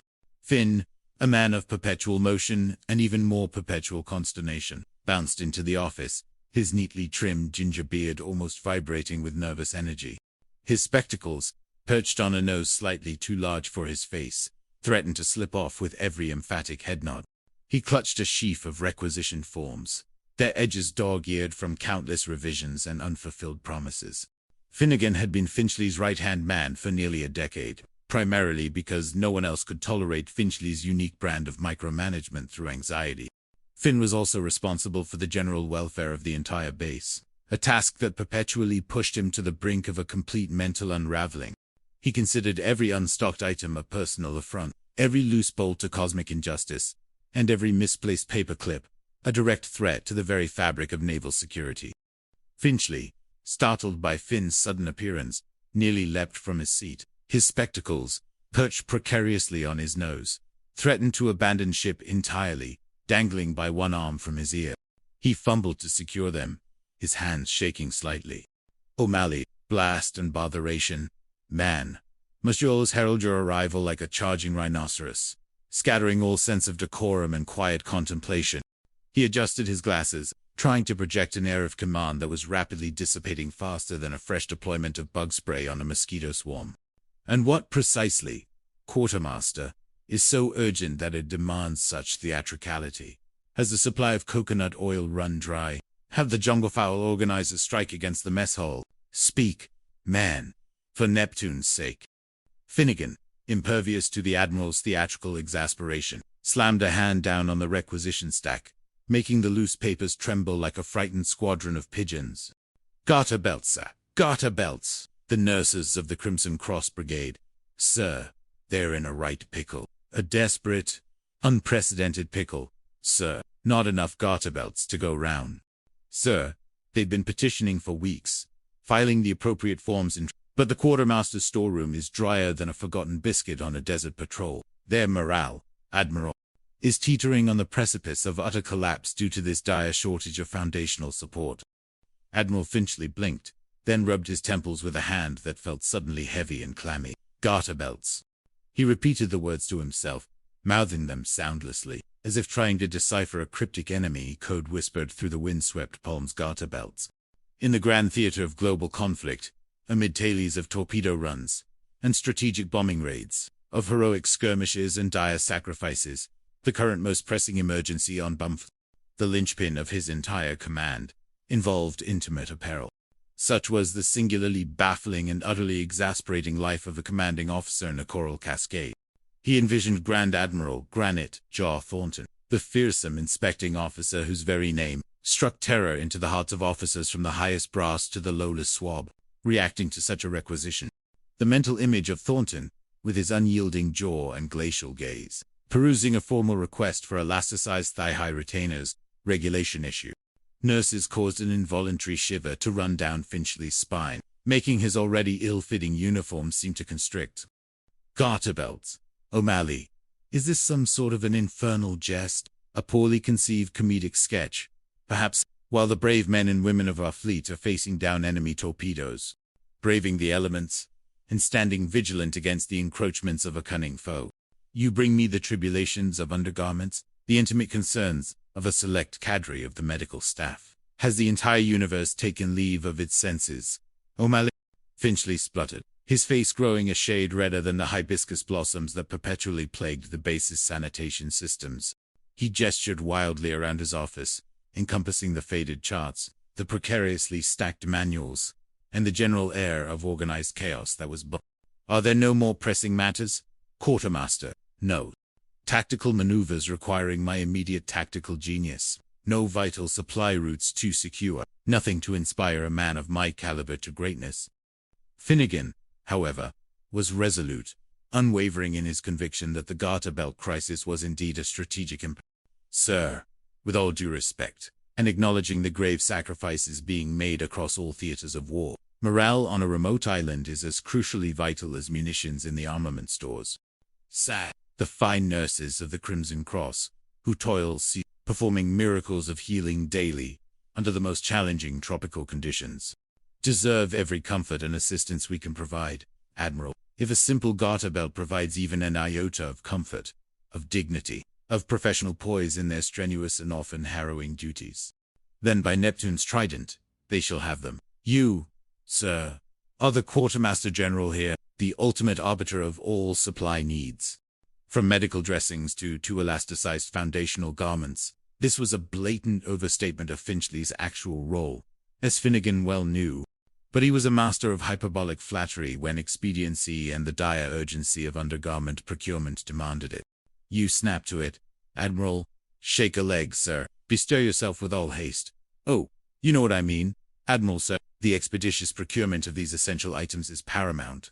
Finnegan then gestured vaguely towards his own legs, as if indicating the vigorous and quite possibly acrobatic activity required to acquire such elusive items from the military supply chain. Finchley slumped back into his oversized, creaking office chair, the defeat of his argument momentarily etched upon his features. He felt the weight of every garter belt, every unresolved requisition, every unaddressed issue of morale pressing down upon his already overburdened shoulders. Shake a leg, yes. Yes, O'Malley. I know precisely what you mean. It means Octavius Finchley, the Admiral, in command of this island paradise of perpetual problems, must personally acquire them. It means the intricate logistics, the arcane paperwork, the endless inquiries to obscure subdepartments of the procurement office. All fall to me. Everything is always on my shoulders in this confounded, chaotic war. Always and irrevocably on my shoulders. He sighed dramatically, gesturing around his sparsely decorated office. The walls, usually offering a modicum of distraction, were adorned with only one faded, peeling map of the Coral Cascade, and a rather flattering, yet severely retouched, portrait of himself from a bygone, less stressful era. His office was his sanctuary, his last bastion of controlled chaos amidst the actual, sprawling, unmitigated chaos that was below. A thin layer of dust coated every surface, a silent testament to the endless battle against the pervasive humidity and the admiral's own profound disdain for anything that smacked of menial labor. Just as Finchley was contemplating the obscure and undoubtedly labyrinthine channels through which military-grade garter belts might be acquired, perhaps through a requisition for specialized, elasticated support gear. Personnel comfort. Another interruption struck, like a perfectly aimed coconut plummeting from an improbable height directly onto his head. The outer office door, usually left ajar, was suddenly flung open with a violent bang. "Admiral, sir, 1,000 pardons for the egregious breach of protocol and the indeed, violent ingress, but urgent intelligence requires your immediate and utmost cerebration, sir." A frantic young midshipman, Eustace Everson, burst through the door without so much as a perfunctory knock. His usually pristine white uniform, typically starched and pressed to within an inch of military perfection, now looked as if he'd just wrestled an octopus in a vat of axle grease. He held a crackling, half-melted radio message in his trembling hand, his eyes wide with an alarm that even Finnegan O'Malley, a man professionally attuned to alarm, found unsettling. "Sir, I just received an encrypted from a pal of mine at Conflict Command. Sir, it's Grand Admiral Granite Jaw Thornton. Sir, the Grand Admiral himself. He's arriving today on a sneak inspection, a surprise, unscheduled, an utterly uninvited inspection. Admiral..." Eustace gasped for breath, his chest heaving, convinced he had just delivered news that would cause the entire atoll to spontaneously The color drained from Admiral Finchley's face, leaving it the pallid, sickly hue of week-old tapioca that had been left out in the tropical sun. His previous consternation over garter belts instantly evaporated, replaced by a seismic dread that threatened to dislodge his carefully cultivated composure and possibly his teeth. "Thornton, Granite Jaw, Thornton is coming here." "Oh, not that man. Not today. Not on my watch. O'Malley, this is an unmitigated disaster of the highest strategic caliber." The name hung in the air like a death knell, echoing the fear it struck into the hearts of officers across the entire theater. Grand Admiral Thornton was renowned throughout the entire fleet for his unforgiving, his unerring ability to spot a speck of dust at 100 paces on a fully functional, pristine battleship, let alone a dusty, ramshackle outpost like Bumfussel Atoll, and his particular disdain for any base not run with the precision of a Swiss timepiece, preferably one freshly polished. He had been dubbed Granite Jaw, not only for the unyielding set of his facial features, but for his equally unyielding disciplinary rulings that left careers in tatters. "That's all I need," Finchley wailed, clutching at his chest as if warding off a phantom heart attack, his eyes darting frantically around the increasingly claustrophobic confines of his office. With him nosing around Eustace. "Do you realize what a mess this place is in? Not a strategically decentralized command hub, or an agile forward operating post. A colossal, unmitigated, gloriously inefficient, and utterly indefensible mess. He'll have my hide, Eustace. He'll flay me alive with official reprimands." Finnegan O'Malley, despite his own perpetual state of high alert, felt a fresh wave of panic surge through him, threatening to engulf his well-ordered mind in a tidal wave of administrative despair. The thought of Thornton inspecting his quartermaster's logs, particularly the gaping, empty void where garter belts should have been, but was now merely a blank line, awaiting Finchley's personnel touch, sent a cold dread through his Irish soul. Eustace Everson, meanwhile, merely gulped, keenly aware that the entire chain of command on Atoll was rapidly buckling under the unprecedented weight of this unforeseen crisis, like a badly constructed bamboo bridge under a rampaging war elephant.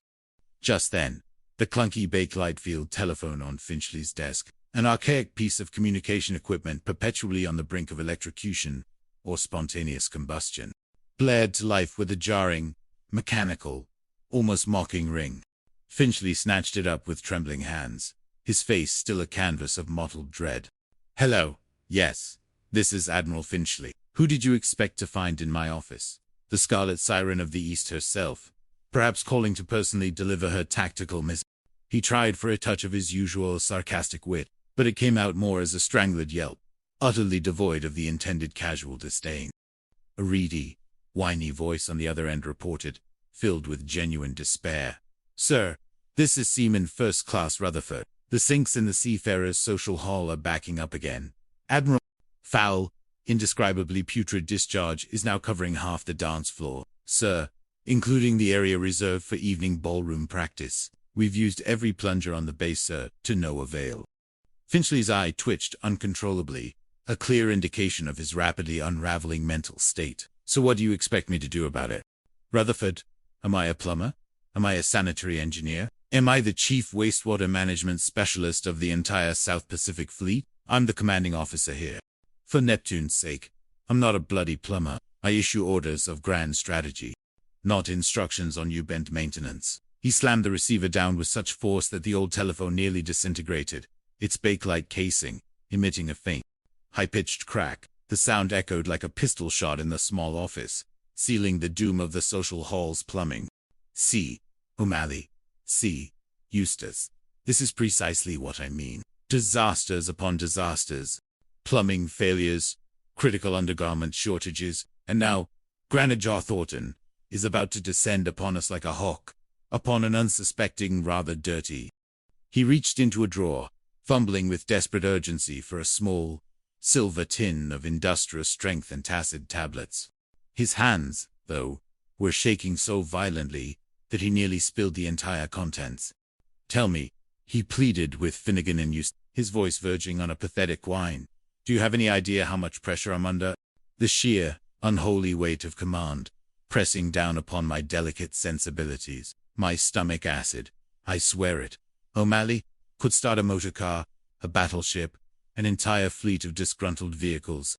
He dry swallowed a handful of the chalky pills, grimacing as they made their way down his throat, already staging a minor insurgency against his tormented esophagus. He looked like a man consuming gravel, his expression a theatrical portrayal of agony. Finnegan O'Malley, ever the voice of caution, stepped forward, genuinely concerned despite the dramatic hit. "Please, sir, take it easy on those pills. You're practically consuming them by the handful. Corporal Chirpington, the base medic, just last week, warned you explicitly about the adverse effects. Sir, you know how they always give you acute indigestion, sir, as well as a rather noticeable chalky film around the mouth. Please, Admiral." "Indigestion, O'Malley," Finchley roared, the chalky pills already staging a minor insurgency in his gut, forming a lump that felt suspiciously like a small, calcified torpedo. His face, still red from a cocktail of fear and anger, flushed even deeper. "I don't care. O'Malley, I don't care about trivial physical discomfort. I just don't care about anything but survival in this treacherous landscape of disciplinary retribution. By the divine winds, I swear, I really will get sick. A genuinely, profoundly, and utterly, and then someone else would have to face the Grand Admiral. Not me, O'Malley, anyone but me." He paused, mid-rant, his eyes suddenly lighting up with a gleam of perverse, self-serving genius. The frantic energy that had momentarily abandoned him, like a cowardly second officer abandoning ship, now surged back, albeit twisted into a new, more devious, and fundamentally self-preservational form. A slow, unsettling smile began to spread across his features, making him look less like a sick man and more like a cat contemplating a particularly vulnerable bird. "Wait a minute." Finchley's voice softened, growing conspiratorial, a low, calculating purr that sent a shiver down Finnegan's spine. Eustace and Finnegan exchanged wary glances, a silent recognition of the Admiral's impending descent into manipulative genius. This was a side of Admiral Finchley they knew well. The man always had a plan, and that plan invariably involved someone else taking the brunt of his problems. "If I was terribly, incapacitatingly sick," O'Malley, a rapid onset, utterly incurable, utterly unmanageable tropical malaise, then I could appoint an acting base commander, couldn't I? A brave, yet tragically sacrificial, subordinate. Someone else, O'Malley, my dear, loyal quartermaster, could talk to the Grand Admiral, couldn't they, old boy? Hey, right? Tell me I'm right, O'Malley, for the sake of my rapidly declining health. Finchley leaned forward, a maniacal grin spreading across his pale, chalk-dusted face, envisioning the perfect scapegoat. Finnegan O'Malley, seeing the trap slowly closing, managed a weak, almost imperceptible nod, a bead of sweat tracing a path down his ginger beard. Oh, yes, sir. According to Regulation 417, Paragraph C, Subsection 4, in the event of a temporary medical incapacity of the ranking officer on station due to unforeseen and debilitating tropical afflictions, an acting-base commander may be designated with full temporary authority for administrative and tactical operations. Admiral. Precisely. Finchley clapped his hands together, a sound surprisingly forceful for a man on the brink of feigned collapse. His face, moments ago a mask of fear, was now bright with the triumph of a chess master having just envisioned a flawless check. And O'Malley, my trusty, ever-loyal lieutenant, I want you to know that I am ready to accept the supreme test, the ultimate test of an admiral's fortitude, the strategic art of masterful delegation. He then pointed dramatically towards the outer office door, indicating the perilous outside world where said supreme test would be faced by someone else entirely.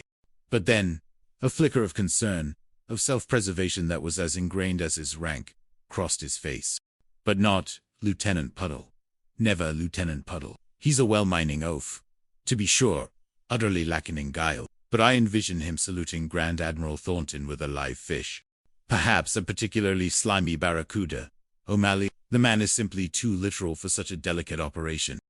Finnegan, his mind already racing through the disheartening list of potential sacrificial lambs on Bumford, supplied the obvious, most deliciously calamitous answer for Finchley's approval. Not Commander Quentin Q. Quibble, surely not him. With Commander Quibble and his irregular insubordinates, that motley collection of lovable rogues and incorrigible scoundrels who infest the sea, in charge of atoll of apathy, Admiral, they would run wild. Anarchy would reign supreme. Admiral, utter, unmitigated chaos.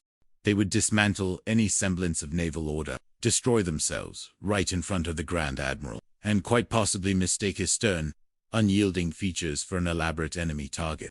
He knew Finchley despised Commander Quibble, a man who, despite his uncanny knack for achieving mission objectives, did so through utterly unconventional, often anarchic, and almost certainly regulation-defying means.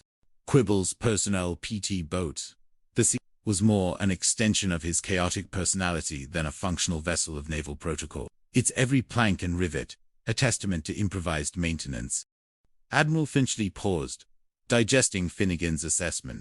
He pictured Commander Quibble's ragtag crew, men who saw regulations as suggestions, decorum as entirely optional, and direct orders as abstract concepts, attempting to host Grand Admiral Thornton, a man whose spine was apparently made of reinforced steel and whose sense of humor was rumored to be entirely non-existent. The ensuing chaos, the utter pandemonium, the unholy cacophony of shattered protocol and discarded discipline, to Finchley, a truly glorious vision of someone else's professional ruin. Brilliant, Finchley exclaimed, rubbing his hands together, his eyes shining with a newfound, terrifying hope. Absolutely brilliant, O'Malley. An inspired suggestion. And Quartermaster, I do look rather sick to you, don't I, old boy? Quite unwell.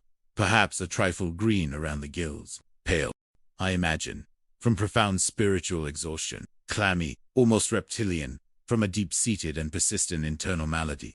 He tried to project an air of terminal illness, contorting his face into a pained grimace that made him resemble a constipated pug. He coughed dramatically, a weak theatrical hack that barely ruffled the air, yet was intended to convey the imminence of his demise. Finnegan, though internally horrified by the transparent deception, immediately played along with the grim conviction of a seasoned co-conspirator. Yes, terribly sick. Sir, deathly pale, a veritable spectre of suffering. Admiral, your skin possesses the pallor of a storm-tossed jellyfish. Sir, don't you think you'd better call Corporal Chirpington for an immediate and utterly dire medical consultation? Admiral, right away. Sir, an urgent medical consultation is clearly in order. Sir, for your grave and rapidly escalating condition. Finnegan clapped his hands together, adopting a tone of utmost urgency. Finchley nodded vigorously, his eyes half closed in feigned weakness, as if the sheer effort of keeping them open was a heroic struggle. Yes, precisely. O'Malley, get Corporal Chirpington on a double. Eustace, tell her Tell her it's Admiral Finchley. Hurry. He's not well. The Admiral is fading fast. Quick. On the double. Midshipman. For the love of all that is medically sound. He pointed a trembling finger towards the door, then collapsed back onto his chair with a melodramatic groan, his hand pressed to his forehead. Eustace, ever eager to please and easily swept up in any dramatic pronouncement from the Admiral, practically flew out of the office, his lanky form a blur of white uniform and wide-eyed panic. He careened down the corridor, yelling at the top of his lungs. Corporal Chirpington! Corporal Chirpington! It's Admiral Finchley. Urgent. Critical. Code red for medical assistance. He's not well. He's practically a shadow of his former robust self. His voice faded into the general cacophony of the base, a testament to his breathless dash. A few minutes later, Corporal Chirp, the diminutive but highly competent medic of Bumfussel Atoll, bustled into Finchley's office. Chirp, whose sunny disposition belied a steely resolve and a disconcerting enthusiasm for hypodermic needles, carried her medical kit with a determined air, its contents rattling ominously. She took one look at Finchley, whose performance of impending doom was by now reaching Shakespearean levels of dramatic intensity, and suppressed a sigh. She knew Admiral Finchley's ailments well. They typically coincided with moments of inconvenient responsibility. Her medical file on him was thicker than the Naval Regulations Manual, mostly filled with imaginary symptoms and convenient ink. "Oh, sir," Chirp began, her voice brimming with professional concern, but with a subtle, knowing smirk playing on her lips. "You're going to pay for this performance later, sir. I foresee a significant recuperation period involving much bitter medicine, Admiral." She glanced pointedly at Finnegan, who merely shrugged in resignation, a silent acknowledgement of their shared burden of managing the theatrical Admiral. Finchley, catching the implication, and, in his panic, mistakenly thinking she meant actual financial payment, rather than the inevitable physical discomfort of her treatments, snapped. "Pay. Corporal. Financial recompense. Oh, sir, you didn't say to catch you in this rather compromised state. Corporal, I need to be ill, for strategic purposes. Not insolvent from exorbitant medical fees. You are a stupid, no-shot medic, Corporal Chirpington, a medical charlatan. I will have you reprimanded, summarily, for questioning my legitimate illness." Chirp, utterly unfazed by his histrionics, merely rolled her eyes heavenward, a silent plea to the higher powers for patience. "Thanks, Admiral. Really, sir. Good old Admiral. Always a delight to deal with, particularly in times of profound and imaginary medical crises. And please, Admiral, try to keep that blood pressure down. Your current levels of outrage are truly impressive, sir. But you're giving me a headache just listening to you, and I rather value my cerebral.com." She petarded Finchley's hand with surprising tenderness, a small gesture of a professional forced to endure daily absurdities, before turning to address Finnegan, presumably for a full update on the Admiral's manufactured affliction. Just then, the outer office door burst open again, as if struck by an invisible cannonball. Eustace Everson, breathless and wide-eyed, his hair standing on end, stood panting in the doorway, his uniform, now further smudged with what looked suspiciously like mango pulp. "Admiral, it's Commander Quibble. He's coming. He's just been spotted rounding the corner of the maintenance hangar.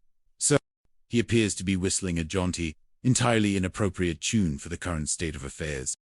A triumphant, albeit somewhat ghoulish, smile spread across Finchley's face, momentarily banishing the fake grimace of illness. He coughed once more, a much more convincing, rattling sound this time, perhaps aided by his current gastrointestinal distress from the How good. O'Malley. How exquisitely fortuitous. This is going to be one of the happiest illnesses of my entire miserable life. Quartermaster, my boy, my magnum opus of medical manipulation. He gestured for Finnegan to help him lie down on a rickety cot tucked away in a corner of the office, usually reserved for his afternoon naps and covert readings of trashy novels. "Don't forget, O'Malley Eustace. A very, very sick man.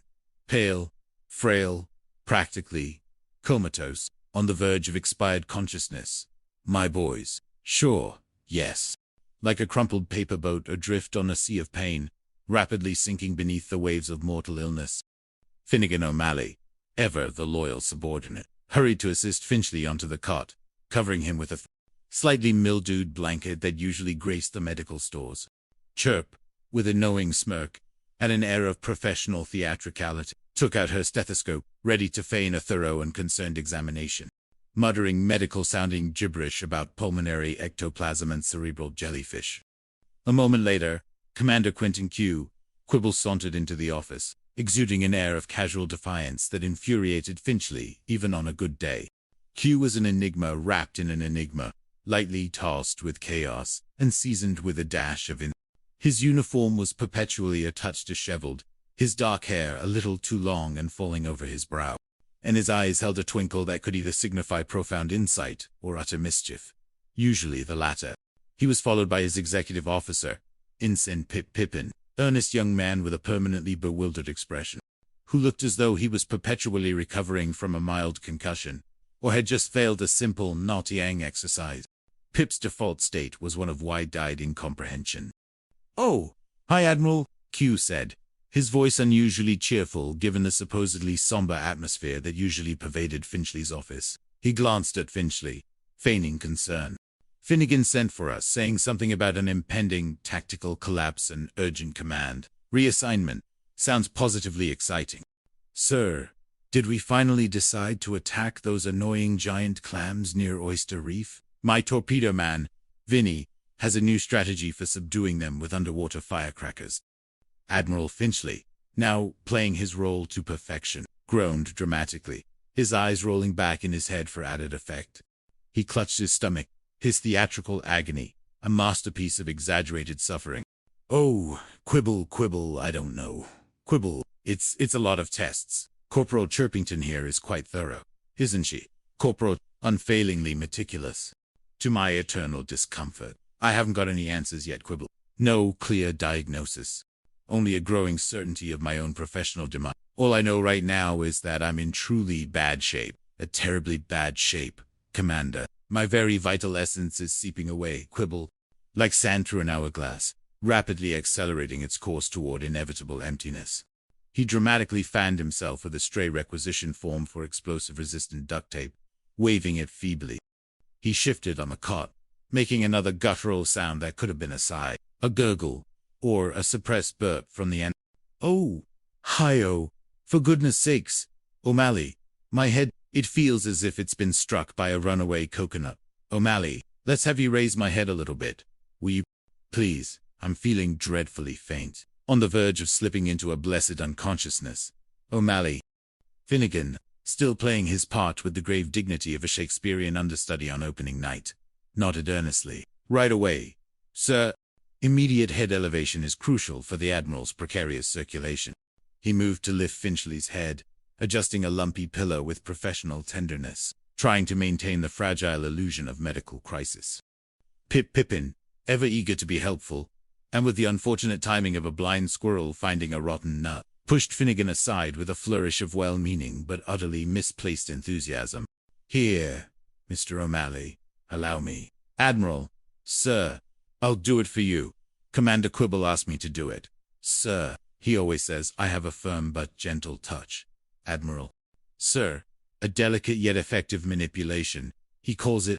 He beamed, clearly proud of this perceived accolade, completely oblivious to Finnegan's frustrated grimace and Finchley's rising terror.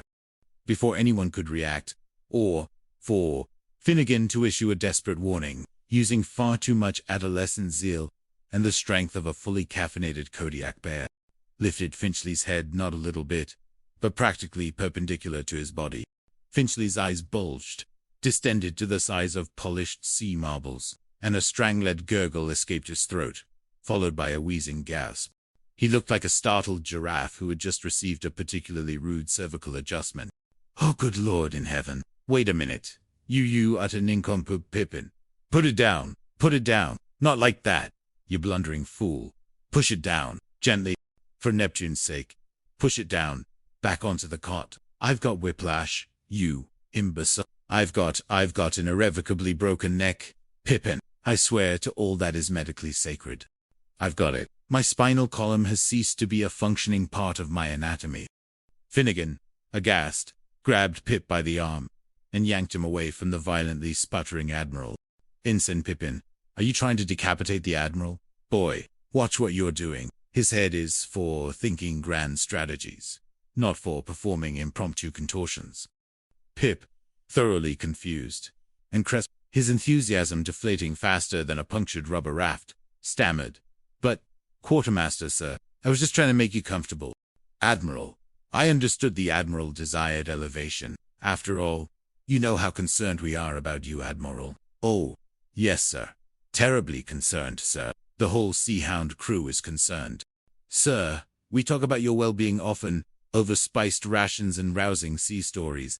He looked pleadingly at Finchley, hoping for some understanding. Q Quibble, though trying heroically to stifle a grin, his shoulders shaking with barely suppressed mirth, finally stepped in, recognizing the delicate balance between genuine concern and utter, unmitigated slapstick. Take it easy, Admiral. Ensign Pippin is, as you can plainly see, exceedingly enthusiastic in his application of remedial comfort. A very eager, if clumsy, nursemaid if you will. But remember, Admiral, how very, very sick you are. You're practically a ghost of your former robust self, teetering on the precipice of ghostly Pippin, still eager to contribute, and apparently believing the Admiral's sudden violent reaction was a fault in his own operation, piped up. Gee, I'm sorry. Sir, I thought it was in neutral. The lift, sir, I sometimes get confused with the controls. Admiral, the various levers and pulleys involved in basic mechanical operations can be quite daunting. He then started making little worry sounds and gestured vaguely with his hands as if operating a complex piece of machinery, apparently referencing his misunderstanding of the simple act of lifting the Admiral's head. Finchley, massaging his now throbbing neck with a hand that felt increasingly numb, glared at the young ensign, his eyes filled with a murderous intent. Here, I've got it myself. Leave me alone, Pippin. That's enough, you menace. Your concern, while superficially noted, is excessive, grossly, ridiculously, unforgivably excessive. Commander Quibble is right. I'm a very sick man. Verily, I believe I have the galloping green guppies. Pip, yes, sir. A rare, undocumented, and utterly debilitating tropical malady. And I'm afraid I won't be in here much longer, not with Grand Admiral Thornton making his grand, terrifying, and undoubtedly critical descent upon this beleaguered atoll. He sat up again, slowly, painstakingly, clutching a handkerchief to his brow, attempting to project a stoic, if ailing. Yes, sir, my good men. Corporal Chirpington here says the medics don't know how long I'm going to be in here. My prognosis is grim, O'Malley. So, while I'm away, utterly incapacitated by a grievous internal malady that defies all current medical knowledge, I'm going to have to appoint an acting base commander, you understand? A temporary, yet fully empowered, stand-in for greatness. He fixed Quibble with a doleful gaze, a subtle manipulation in his rheumy eyes. Q, sensing the uncomfortable, yet inevitable, trajectory of this conversation, managed a cautious nod, his usual flippant bravado momentarily suppressed. Well, I understand, sir. Most regrettable, of course. We are all deeply saddened by your sudden onset of profound medical issues, Admiral, and you can rest assured that my boys and I, the entire crew of the sea, will give Lieutenant Puddle all the help we can, sir. Lieutenant Puddle is remarkably resilient to confusion. He will make an excellent go of it, I am certain, guiding the base through this temporary crisis. Finchley nearly choked on his feigned illness, a genuine sputtering gasp escaping his throat. Puddle, Lieutenant Puddle. No, no, no, you absolute buffoon, Quibble. Are you intentionally trying to sabotage my meticulously crafted recovery plan? He's a boob, Quibble, a walking, talking, salute-failing boob. A man whose mere presence would constitute an immediate Section 8 for the entire base, triggering a full-scale psychiatric investigation, I have no doubt. His tactical genius extends only to finding lost buttons. I'm appointing you the acting base commander. You, and only you. It is my explicit, non-negotiable directive. Commander. Q Quibble's jaw dropped so wide that a passing seabird could have flown into his mouth without difficulty. His eyes widened to the size of dinner plates, reflecting his utter astonishment. He stared at Finchley, as if the Admiral had just announced his intention to join a traveling circus featuring performing coconut crabs. Me Admiral, sir. Oh, come on! Admiral, you must be kidding, sir. Are you suffering from, perhaps, a temporary cerebral disconnection, sir? A sudden, unheralded onset of tropical madness, perhaps. Finchley, gathering the remnants of his theatrical strength, fixed Q with a withering glare that brooked no argument. Quibble, take a good look at me. Observe my countenance. Does this ravaged visage, this mask of impending doom, belong to a man who's kidding? I am racked with terminal exhaustion, riddled with the tropical trots, and wrestling with the galloping consumption, all at once. Does this face bespeak jollity or jest? Commander, does this profound suffering indicate a proclivity for comedic pronouncements? He puffed out his cheeks, trying to look as mournfully sickly as possible, his eyes swimming with a mixture of calculated anguish and suppressed triumph. Q, however, held his ground, though his voice lacked its usual swagger, replaced by a note of genuine, baffled despair. No, sir, but Admo, please, for the love of the Naval Register and for the sake of all that is logical and reasonable, take a good look at me. Sir, do I honestly look like a base commander? Do these wild, untamed locks in this perpetually untucked shirt, secured by little more than optimism, give the air of stolid, responsible authority? My uniform is currently being held together by optimistic thread, Ensign Pippin's misplaced buttons, and chewing gum. Sir, I am a vision of anarchic command, not a pillar of institutional order. He gestured dramatically to his perpetually rumpled attire, clearly a poor advertisement for military decorum. Ensign Pippin here has more decorative uniform buttons than I do, sir, and his are perpetually mismatched. Pippin, ever the innocent bystander caught in the crossfire, chirped, completely oblivious to their dire implications. He's got you there, Wally. Sir, you cannot argue with the veracity of that sartorial assessment. The commander's buttons are indeed quite scarce. He then clapped his hands together in a moment of utter thoughtlessness, realizing too late that addressing Admiral Finchley as Wally might be ill-advised for one hoping to avoid the brig. Finchley simply groaned, the sound a low, guttural growl of profound irritation. No, sir! No! Easy does it, Pippin. That's quite enough familiarity. I prefer to be addressed by my rank. In Quibble, I do not care what you look like. Appearances, in this particular, dire instance, are utterly irrelevant. You are a proven combat leader, even if your methods make a mockery of every military textbook ever written, often simultaneously. Your brilliance is undeniable, even if utterly unmanageable by conventional standards. Now, look, I understand that you're a saltwater skipper, sir, a man of the open sea, and I concede you'd be no good behind a desk on a permanent basis. But this, Quibble, this is for the good of the entire base, the entire endangered reputation of Boone. Finchley began another dramatic coughing fit, hoping it would sway Quibble into reluctant acceptance of his grim fate. However, Finchley continued, wiping a tear from his eye, his voice softening to a manipulative cadence. I wouldn't dream of asking you to take on a big assignment like this without some help. No, sir.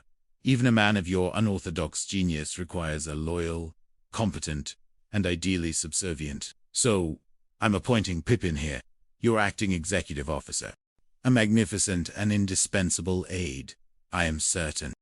Ensign Pip. Pippin's jaw dropped so low it nearly scraped the dusty floor. His eyes widened to the size of saucers, and a blush, bright as a sunrise over a pristine coral reef, spread across his earnest young face. He felt a dizzying thrill of immense self-importance, a sudden surge of unmerited authority. Oh boy, Commander Quibble. Did you hear that, sir? An acting executive officer. Thanks, Admiral. You'll never regret this. I promise, sir. I shall executive with extreme prejudice against any paperwork that dares defy my authority, and I shall organize every single paperclip with military precision. Admiral, you will be so proud of my newfound executive function, sir. Finchley, managing a thin, exhausted smile that stretched the confines of his pained grimace, said, I know, Pippin, you'll be brilliant, utterly. A true, if slightly These are the standing orders of Bumfuzzle Atoll, all clearly written and mostly legible. You go over to my office. This one, right here, Commander. And you take command this very minute. This instant. Quibble. That's an order, Commander Quibble. A direct, non-negotiable, an entirely inescapable order from your ailing superior officer. He pushed a stack of neatly organized folders and a surprisingly clean ledger into Quibble's reluctant, trembling hands. Q. Quibble looked from the intimidating stack of folders to Finchley's triumphant face, then to the beaming, utterly oblivious Pip Pippin. He saw his freedom, his unconventional style of command, and his relative peace of mind all evaporating before his very eyes, replaced by a terrifying vista of endless paperwork and irate superiors. His stomach did a slow, sickening flip. Oh, but, Admiral, I can't. I'm a field commander, sir. My genius operates best on the open sea, among the spray and the salt, facing the enemy with a torpedo at my back. Not here, wrestling with clogged sinks, bureaucratic labyrinthine manuals, and endless paperwork detailing the exact amount of shoe polish needed for every rating on base. Sir! Out, Finchley bellowed, abandoning all pretense of illness and sitting bolt upright on his cot, his eyes blazing with renewed vigor, pointing a trembling finger towards the door. Unless, of course, Commander, you wish to suffer the ignominy of insubordination in the face of imminent disaster. The court-martial for outright dereliction of duty, Quibble, is a most unpleasant affair. Out. Quibble, take your orders and execute. For the love of all that is orderly, evacuate my office immediately.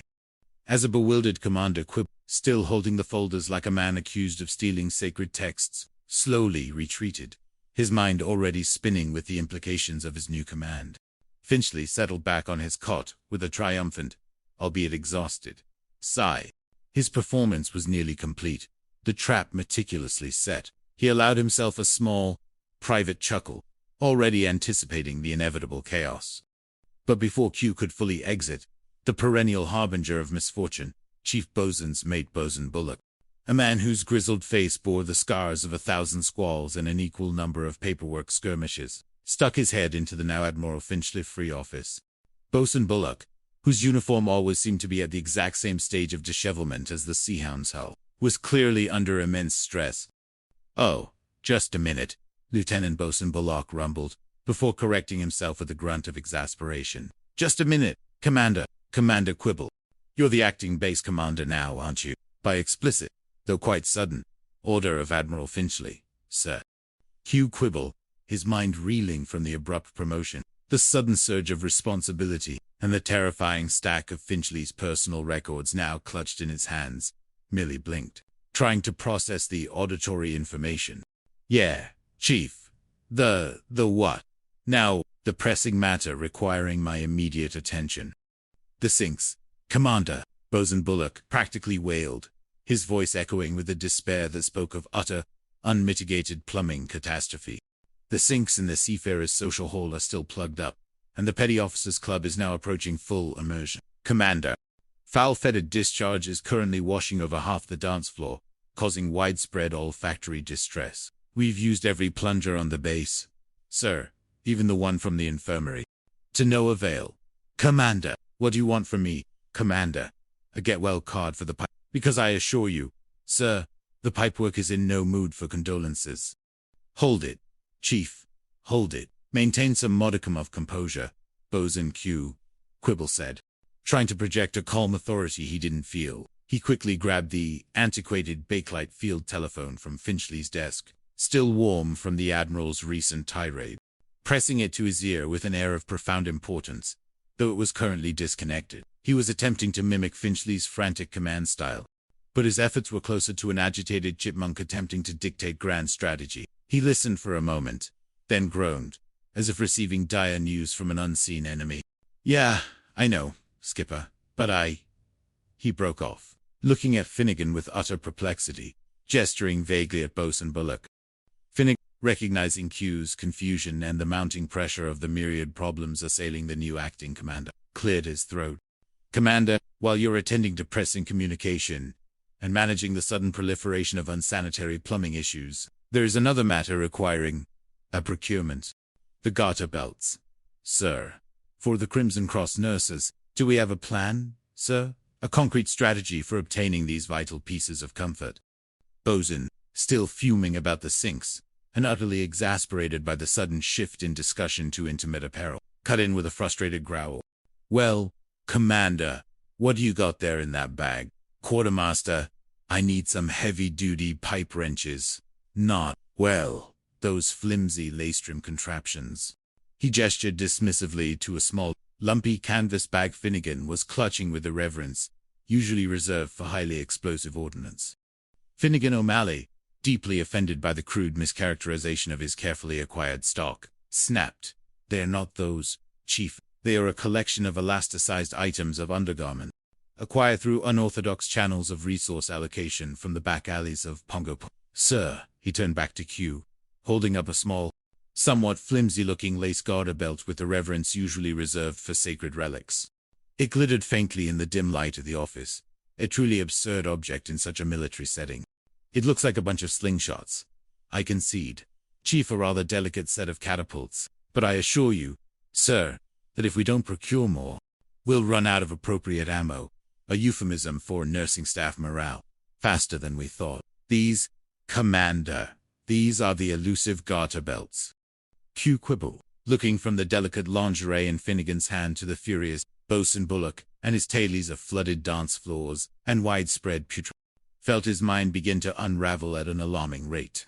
His forehead crinkled in genuine confusion. He rubbed his temples with a hand that felt suddenly inadequate to the task of commanding an entire naval base. "Good news, sir. You say, we found the garter belts." "Oh, I'm sorry, Chief. My apologies, Bosun Bullock. This is all very a sensory overload of virgin yet fundamentally absurd crap." He tried to gather his thoughts, which were scattering, like a flock of startled seabirds fleeing a hurricane. "Oh, hold on, Midshipman Eustace. You there on the line." He finally hung up the disconnected field phone, realizing his mistake. "Yeah, we found those items, Yes, I'll have them sent over right away." "Yes, ma'am. You're welcome. You're welcome." He gestured vaguely, as if conducting an invisible orchestra of logistics, then turned to Finnegan. "Finnegan, get those elasticized accoutrements to the nurses' quarters right away. Pronto. Deliver them personally, Quartermaster, with a stern warning about keeping them discreet. O'Malley, this is an atoll of apathy. After all, not a burlesque review. Discretion, O'Malley, is the better part of military valor in this instance." Finnegan saluted smartly, despite his evident skepticism regarding Q's diplomatic skills or his ability to manage a situation without igniting further chaos. Ajay, Commander. On the double for the discreet distribution of delicate draperies. Sir. Q, trying desperately to sound authoritative despite the overwhelming nature of the incoming demands, turned back to Bosun Bullock, whose face was still a thundercloud of righteous plumbing indignation. "Now, Chief, have you thought about maintenance? Those sinks, you say. What exactly is?" "Oh, hang it all." The phone again. The field phone began its incessant, mechanical ring once more, shrill and demanding. "Eustace, get the phone, will you? And this time, try not to sound as if a sea monster is currently devouring your extremities. For Neptune's sake." Eustace Everson, ever at the beck and call of his commanding officer, and displaying a remarkable capacity for absorbing and echoing panic, answered with a nervous, breathless, Quartermaster Division. "Yes, Executive Officer Pippin is right here. I will transfer you immediately to his executive ear. Sir." He held the receiver out, a frantic wild-eyed look in his eyes, towards Pippin, who had just entered the office, still beaming about his promotion, apparently having resolved his prior confusion. Pippin, practically snatching the phone from Eustace's trembling hand with an enthusiastic flourish, cleared his throat with an air of immense self. "Executive Officer Pippin here. What is it, Lieutenant?" What is the latest conundrum requiring my executive purview?" "Right. That's right. I authorized building for the engineers and maintenance teams. A new, highly efficient depot, designed to streamline our repair operations. Sir." He paused, listening intently to the voice on the other end, his brow furrowing as the information sank in. "Right? It is. Oh, Commander Quibble." Pip's face, usually a picture of earnest, suddenly went pale, blanching to the color of whitewash. "Did you know, Commander Quibble, sir, the new maintenance depot we authorized was being built in the middle of the rifle range, sir. The blueprints, sir, they did not explicitly state that fact. It was an unfortunate omission, Commander, I assure you." Q Quibble smacked his forehead with the heel of his hand, A loud, resounding thwack that spoke of profound exasperation. No, no, I did not know that, Pipping. For the love of King Triton and all that is strategically sensible. No, why would anyone, any human being with even a scintilla of common sense, construct a maintenance depot in the very path of live-fire exercises? It defies all logic. He grabbed the phone from Pip's hand with a frustrated grunt. Hello. Yes.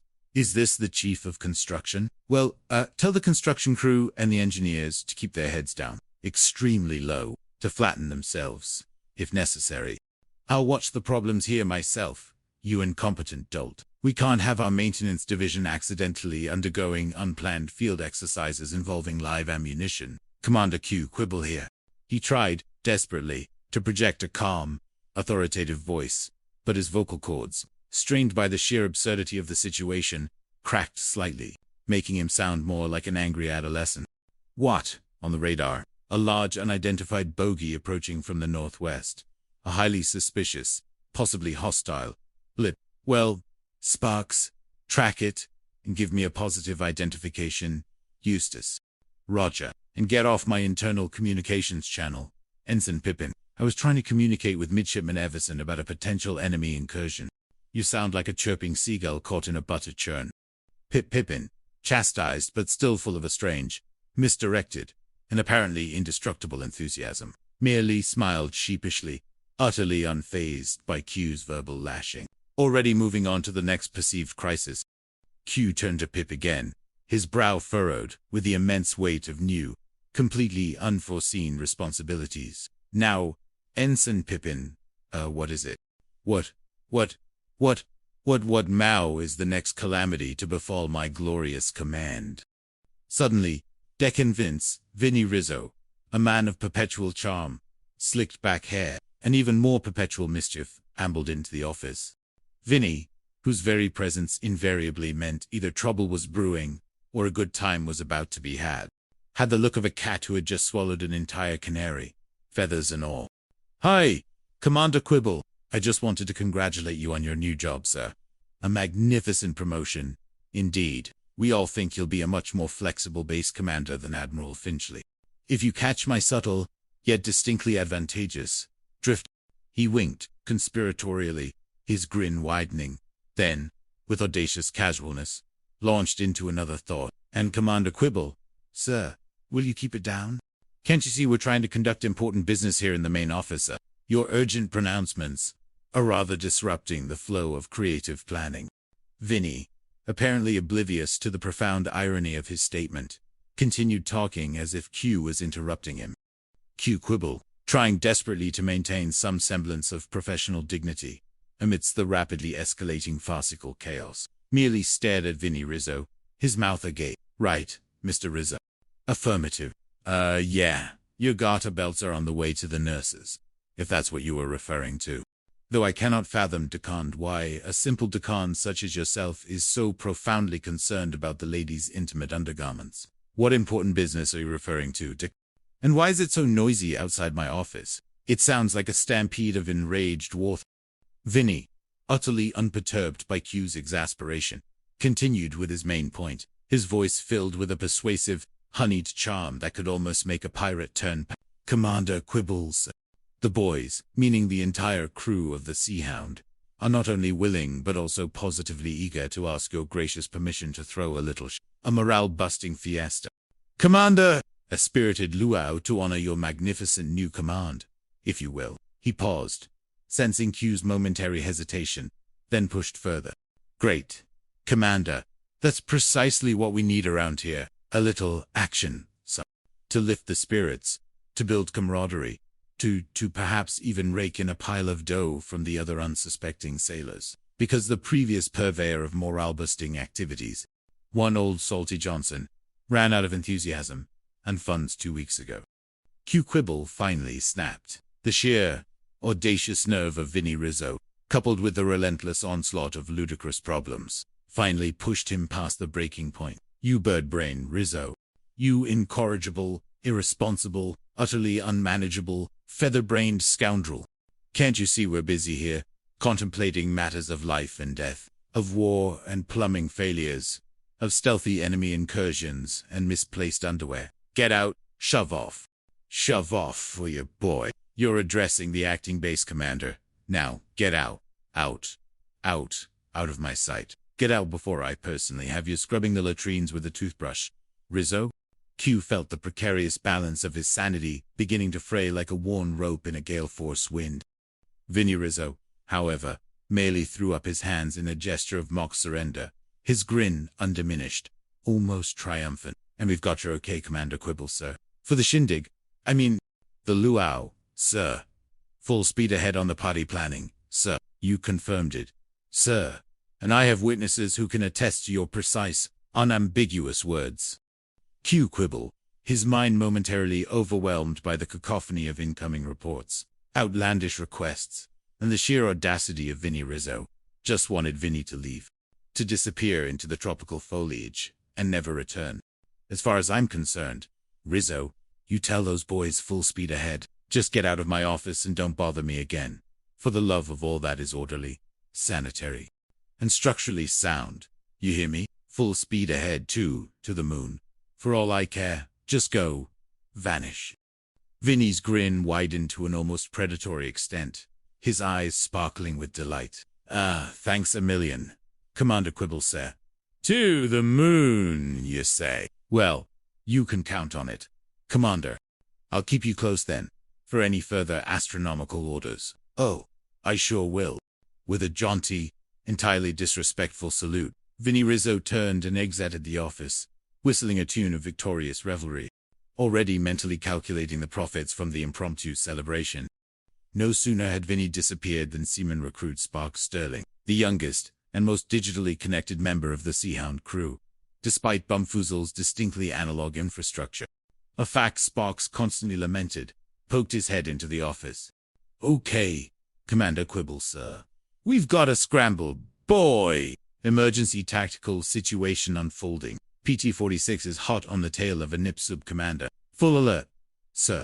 And hey, incidentally, Commander, the crew wanted to know if you'd picked a group of one yet. For the entertainment roster, I mean, sir. Because we have some particularly gifted local musicians who could truly elevate the morale. Q Quibble groaned, sinking into Finchley's now vacant, still warm, and slightly uncomfortable chair, the weight of command settling upon him like a particularly heavy anchor. Oh, Sparks, I don't know what you're talking about. I was busy with a supply list for garter belts, for Neptune's sake, and trying to fix flooded dance floors, and dealing with architects who build rifle ranges and maintenance depots. What group of one, for goodness sake? Speak plainly, Sparks, for my brain is rapidly turning to mush. Hello? Hello? Hello, Q. Picked up the disconnected field phone again, a dazed, confused expression on his face, trying to discern the source of his rapidly accumulating problems. Yeah, hello. Commander Q. Quibble here. For goodness sake, what is it now? What new hell hath the day wrought upon my command? He slammed the phone back down, rubbing his temples, convinced he was going insane. The first few minutes of his acting command had been an unmitigated, spectacular, and utterly overwhelming disaster, a veritable masterclass in chaotic misadventure. Meanwhile, just outside the office, the Seahound crew was already buzzing with Vinny Rizzo's full speed ahead decree. They stood excitedly by the rickety gangplank of their vessel, a patched-up PT boat that resembled a hastily assembled collection of scrap metal, sheer stubbornness, and a healthy dose of pure, unadulterated hope. Its paintwork, a riot of mismatched patches and faded naval gray, shimmered deceptively in the afternoon sun. Vinny Rizzo, ever the showman, and now wearing a hastily constructed flower lei around his neck, addressed his eager shipmates, his voice booming with the enthusiasm of a carnival barker. Let's go, lads. Commander Q. Quibble said, It's okay, explicitly, verbally, and with the utmost urgency. I might add, press up the shorefront. Men, we're in business. Operation Morale Boost Extravaganza is a go. He held his hands out, encompassing the dilapidated pier, the nearby, equally dilapidated recreational area, and the general area of imminent festivity. You mean that Commander Quibble actually said it's okay, Vinny? You're certain of this? Deck, did he perhaps have one of his spells of strategic misdirection? Asked Seaman, apprentice, Carb Coleman, The Seahound's perpetually oil-stained engineer, his face alight with disbelief, his wrench still clutched in his greasy hand. "You bet, Cog." His exact words were, "Tell the boys my orders are all ahead full. To the moon, for all I care." Vinny puffed at his chest, radiating an air of magnificence. "Is that a base commander, or is that a base commander, men? He's clearly one of us, a man of the people, a liberator of naval regulations. Well, let's not just stand around. Men, lingering in a state of suspended animation does nothing for the profits." Opened up shop, chorused the rest of the crew, a motley collection of eager faces, including Chief Bosun's mate Bullock's younger, less grizzled but equally boisterous brother, Bosun Billy Bullock, who was struggling with a banner that proclaimed, "Welcome to Paradise." They immediately sprang into action, pulling out an assortment of makeshift and supplies that suggested a beachside bazaar, rather than a functional military recreation area. Old parachutes became festive awnings, discarded crates became makeshift tables, and strings of salvaged light bulbs promised an evening glow. "You got it. Come on. Careful, careful with the bubbly lads," shouted Seaman Apprentice Spindrift Sullivan, a lanky young man with a permanent tan and a distinct talent for mischief, already wrestling with crates that suspiciously resembled a cache of illicit, fermented pineapple juice that had been mysteriously misplaced from a local merchant ship. "Good, good, good. Come, come. Your financial contributions are eagerly anticipated. Boys, you're all looking at me. Come on. Whoa, whoa. We have customers, gentlemen. Well, let's go take those luau decorations down to the beach." Vinny, yelled another crew member, Ensign Squint Sawyer, whose eyesight was as questionable as his navigational skills, but whose enthusiasm for anything involving a party was boundless. "Yeah, and me and my portable gramophone are ready to roll. Boys, this is going to be the oral delight of the entire South Pacific," declared Seaman Recruit Rhythm Riley, already twirling a hibiscus lei with a flourish. "Let's go hang those bright flower garlands and get this music started, boys. All right, men, get your money ready. The most fantastic luau of the year is about to start. Give a little sample, ladies, a taste of the magic to come." He shouted to a group of local performers who had, by some unknown logistical miracle, arrived on the scene, clad in brightly colored sarongs and garlands. A couple of local dancers, graceful and vibrant, dressed in brightly colored sarongs and leis, began to sway tentatively to a rhythmic beat being tapped out on an rusty oil barrel by Cog Coleman, whose wrench-wielding hands proved surprisingly adept at percussion. The sound, a tinny, rhythmic throb, promised an evening of uninhibited tropical delight. "That's enough. That's enough," Vinny shouted, clapping his hands together. "That's too much, ladies. Save some mystery for the eager crowd. A slow burn. Come right this way, everyone. To the main performance area. Beautiful, beautiful. There they go, wiggling their way right into my vision of fiscal prosperity. Tonight, men, we're going to make a fortune for the Seahound Welfare Fund." He rubbed his hands together, his mind clearly focused on the potential profit margins of this impromptu celebration, already envisioning a new paint job for the PT boat. Unbeknownst to the revelers, and indeed to Commander Quibble, the machinations of Admiral Finchley were moving into their next, more ominous, phase. Back in his office, Finchley, having carefully reapplied his sickly pallor and rehearsed a few more pained groans, was meticulously ensuring his illness was still convincing enough for the impending Grand Admiral. Finnegan O'Malley, perpetually stressed, hovered nearby, looking like a worried mother hen. Sure, Finnegan muttered, consulting a small, well-worn pocket watch that had survived 3 transfers and 2 shipwrecks. "Grand Admiral Granite Jaw Thornton is on his way. Sir, his plane, the Thunderbird of Righteous Indignation, will touch down in a few minutes. Any moment now, Admiral, and your strategic genius will be put to its ultimate test." Finchley nodded, a sly, malevolent twinkle in his rheumy eye, a faint, almost reptilian flicker. Good, O'Malley. The wheels of fate, or at least the wheels of Finchley's intricate planning, are turning. Quibble's career's as good as dead, my dear quartermaster. A career extinguished before its time, a flame snuffed out by his own incompetence and my brilliant strategic foresight. The Lost Boys of Bumfuzzle Island didn't let me down, did they, Eustace? No, my little midshipman. They followed their misguided instincts to utter professional self-destruction. He nodded towards the open door, indicating the burgeoning commotion from the beach, which, despite the distance, was already a palpable rumble of raucous merriment. Eustace Everson, always keen to curry favor, supplied the enthusiastic description.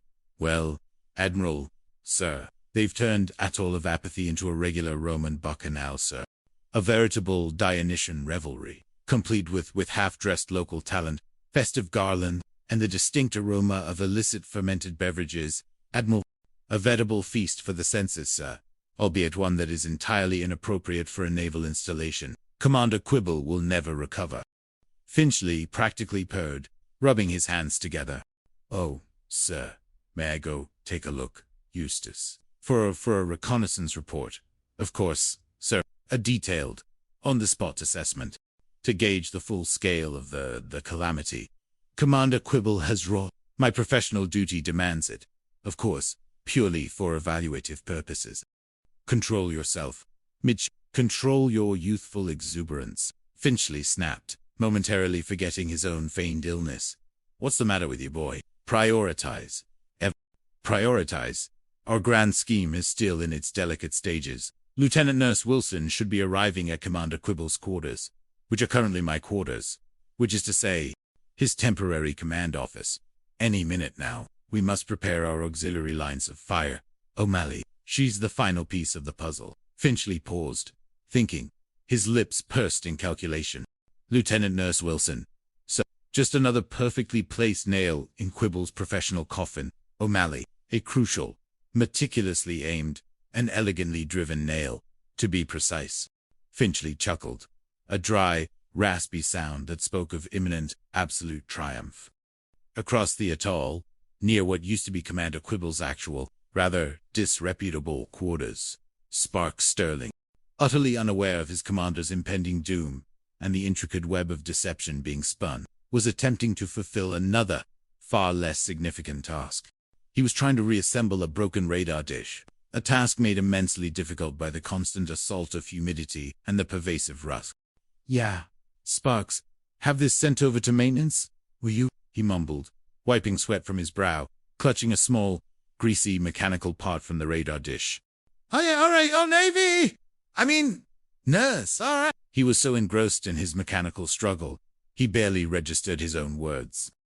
Just then, a stunning young woman, in a crisply starched, impeccably white nurse's uniform approached Sparks, a bewildered but sharp expression on her face. Her posture was erect, her movements precise, a stark contrast to the general languor of the tropical bays. Pretty nice time to press what you have there, Sparks. You're entirely too focused on that greasy component. Lieutenant Nurse, Ophelia Wilson. What are you doing here, Simon? You're out of uniform, by a considerable margin, and you seem rather preoccupied, particularly for a seaman on active duty. Sparks, caught completely off guard, nearly dropped the greasy radar part with a clang. He looked up, his eyes widening in alarm and a flush spreading across his young face. Oh, Lieutenant Nurse Wilson, ma'am. Captain Finchley thinks Commander Quibble has been working too hard, ma'am. A truly unprecedented level of exertion. He reports, and he sent you over here to take him for a swim, ma'am. To refresh his vital essences. He's always sending the nurses to ease the tension. You know, for morale purposes. Sparks immediately regretted his clumsy choice of words, especially the ease the tension part, which now sounded vaguely suggestive and utterly inappropriate. He gulped, already envisioning a court-martial for impropriety. Lieutenant Nurse Wilson raised a perfectly sculpted eyebrow, her gaze piercing. Captain Finchley. Oh, come on, seaman. Honestly, the Admiral's very worried about Commander Quibble's health. Admiral Finchley, worried about Commander Quibble. That'll be the day. It's a well-known fact. They detest each other, seaman. There's something distinctly fishy going on around here. Sparks. I can smell it from here. A distinct odor of deceit, accompanied by, well, what's that delightful, yet vaguely alcoholic, scent, fermented pineapple, an utter professional skullduggery. She sniffed the air, her nose twitching delicately. Meanwhile, back in Commander Quibble's office, the acting commander was in the throes of managing multiple, rapidly escalating.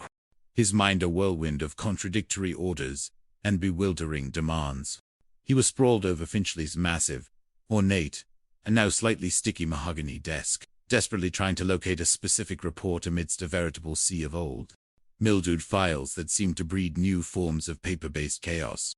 Pippin, standing by like a bewildered sentinel, was providing intermittent, largely unhelpful, and frequently misinterpreted updates.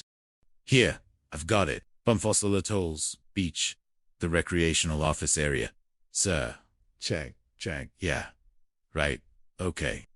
Nice tip. Q muttered to himself, reviewing some kind of internal memo about optimizing beachfront access. Suddenly, the field phone jangled violently, its shrill clamor cutting through the oppressive humidity like a rusty machete. Q snatched it up, his hand shaking. No, don't tell me. Quartermaster O'Malley, is the color of the garter belts all wrong again? Did we finally receive that shipment of cerise surprise from Pango, only to discover they clash violently with the standard uniform Finnegan? But the voice on the other end was not Finnegan, and the news was far more grim, carrying an almost audible sense of dread. No, Commander. It's nothing like that. This is Midshipman Everson, sir. Emergency override. Urgent. Critical. Code Zoo. Grand Admiral Thornton's plane. Sir, the Thunderbird. It just landed. On the main airstrip. He's on his way over here in a jeep, sir. He's approaching the main causeway as we speak, sir. Prepare for immediate, unavoidable, and possibly career-ending impact. A wave of icy dread washed over Q Quibble. He slammed the receiver down, the bakelite casing emitting another mournful crack. His face was a mask of dawning horror, a stark tableau of a man whose meticulously planned afternoon was about to implode in a blaze of disciplinary action. He felt the blood drain from his face, leaving it as white as a bleached coral bone. Oh, no! Granite Jaw Thornton is coming here. Now. Oh no. Pip, you don't suppose there's a sneak inspection in store for us, do you? Executive Officer. A surprise visit from the ultimate arbiter of naval order, who takes particular delight in finding unpolished buttons and misplaced memos. He ran a hand through his already disheveled hair, feeling a desperate, cold sweat break out on his brow, trickling down his neck. Now, I get it, Q exclaimed. Finally, the pieces of Finchley's elaborate and malevolent deception falling into place with a sickening thud. That old lead-bottom Finchley is all sitting pretty in his sick, probably enjoying a warm cup of herbal tea and a particularly thick volume of naval strategy, while I'm left out here in a veritable griddle. A tropical griddle of doom. Pippin, surrounded by potential breaches of protocol and impending chaos, with Ensign Pippin's executive oversight as my only recourse. That miserable, conniving, tea-sipping, he set me up to be utterly clobbered by the toughest Grand Admiral in the entire fleet. He deliberately incapacitated himself to offload responsibility onto my unsuspecting, innocent shoulders.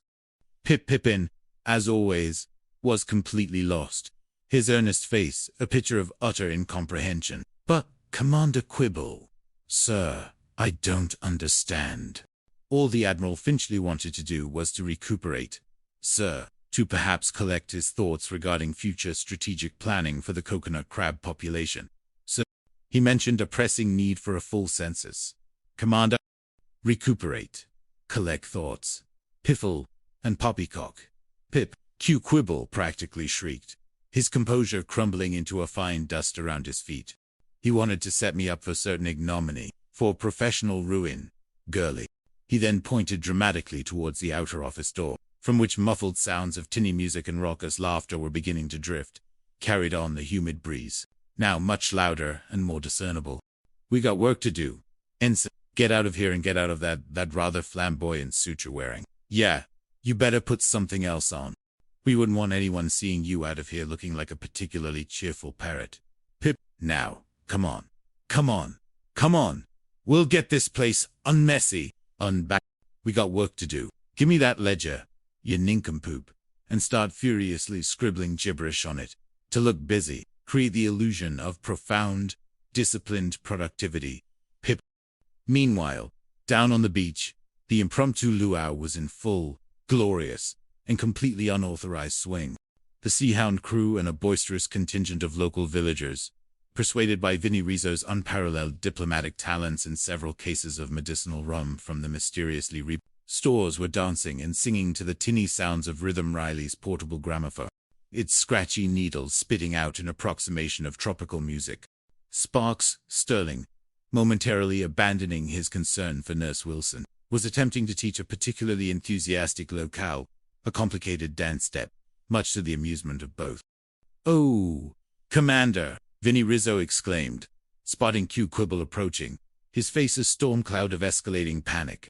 Vinny, ever the entrepreneur, had a particularly lucrative stall selling miniature coconut shell cocktails. "I didn't know you were such a fan of Grand Admiral Thornton. We're throwing a little welcome party for him, sir. A small token of our high regard for his unwavering commitment to naval excellence. Isn't this a grand time, Commander Quibble? An absolute triumph of spontaneous celebration." Q Quibble stopped dead in his tracks, his eyes bulging as he surveyed the scene of unbridled merriment. The beach, moments ago an empty stretch of sand, was now a riot of clashing colors, of bright sarongs and swaying lays. Loud, off-key music blared from the gramophone, accompanied by joyous shouts and whoops. A strong, unmistakable aroma of illicit fermented beverages hung heavy in the tropical air, mingling with the scent of roasted pig and suntan lotion. "Where is the bleeping party, Rizzo?" he hissed, his voice strained with barely contained fury, the words emerging through clenched teeth. "This is not a party, Vinny. This is a direct court-martial for everyone involved. A career-ending, life-altering, order them to cease and desist.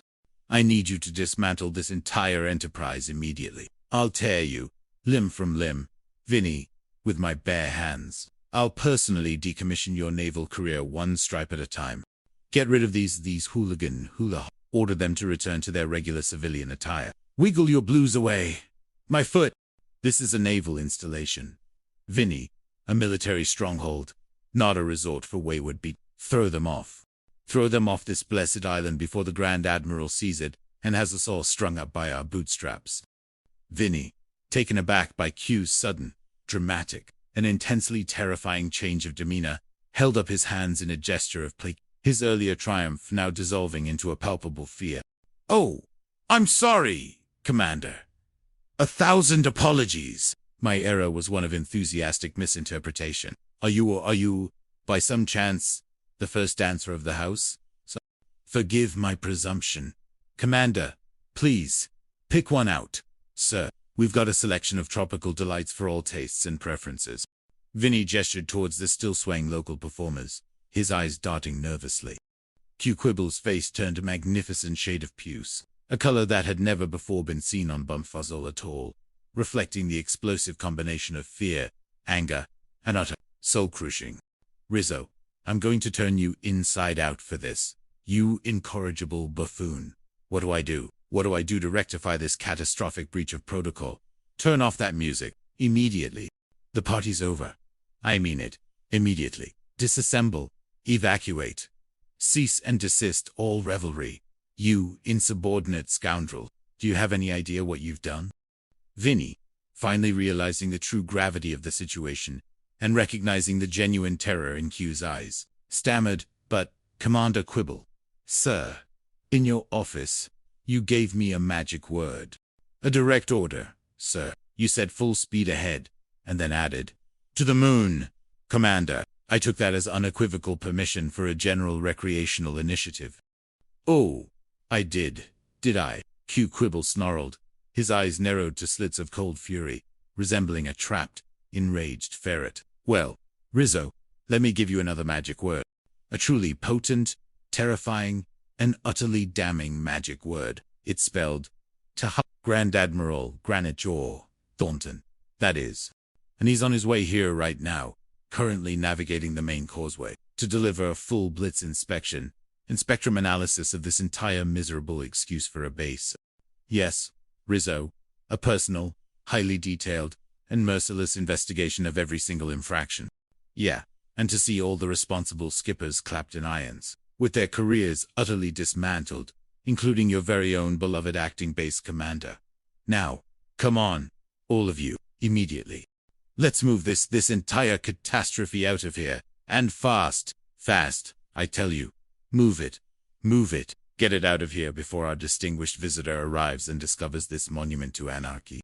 Pandemonium erupted among the Seahound crew. The joyous revelry, moments ago a vibrant spectacle of tropical abandon, instantly dissolved into a panicked, frantic scramble.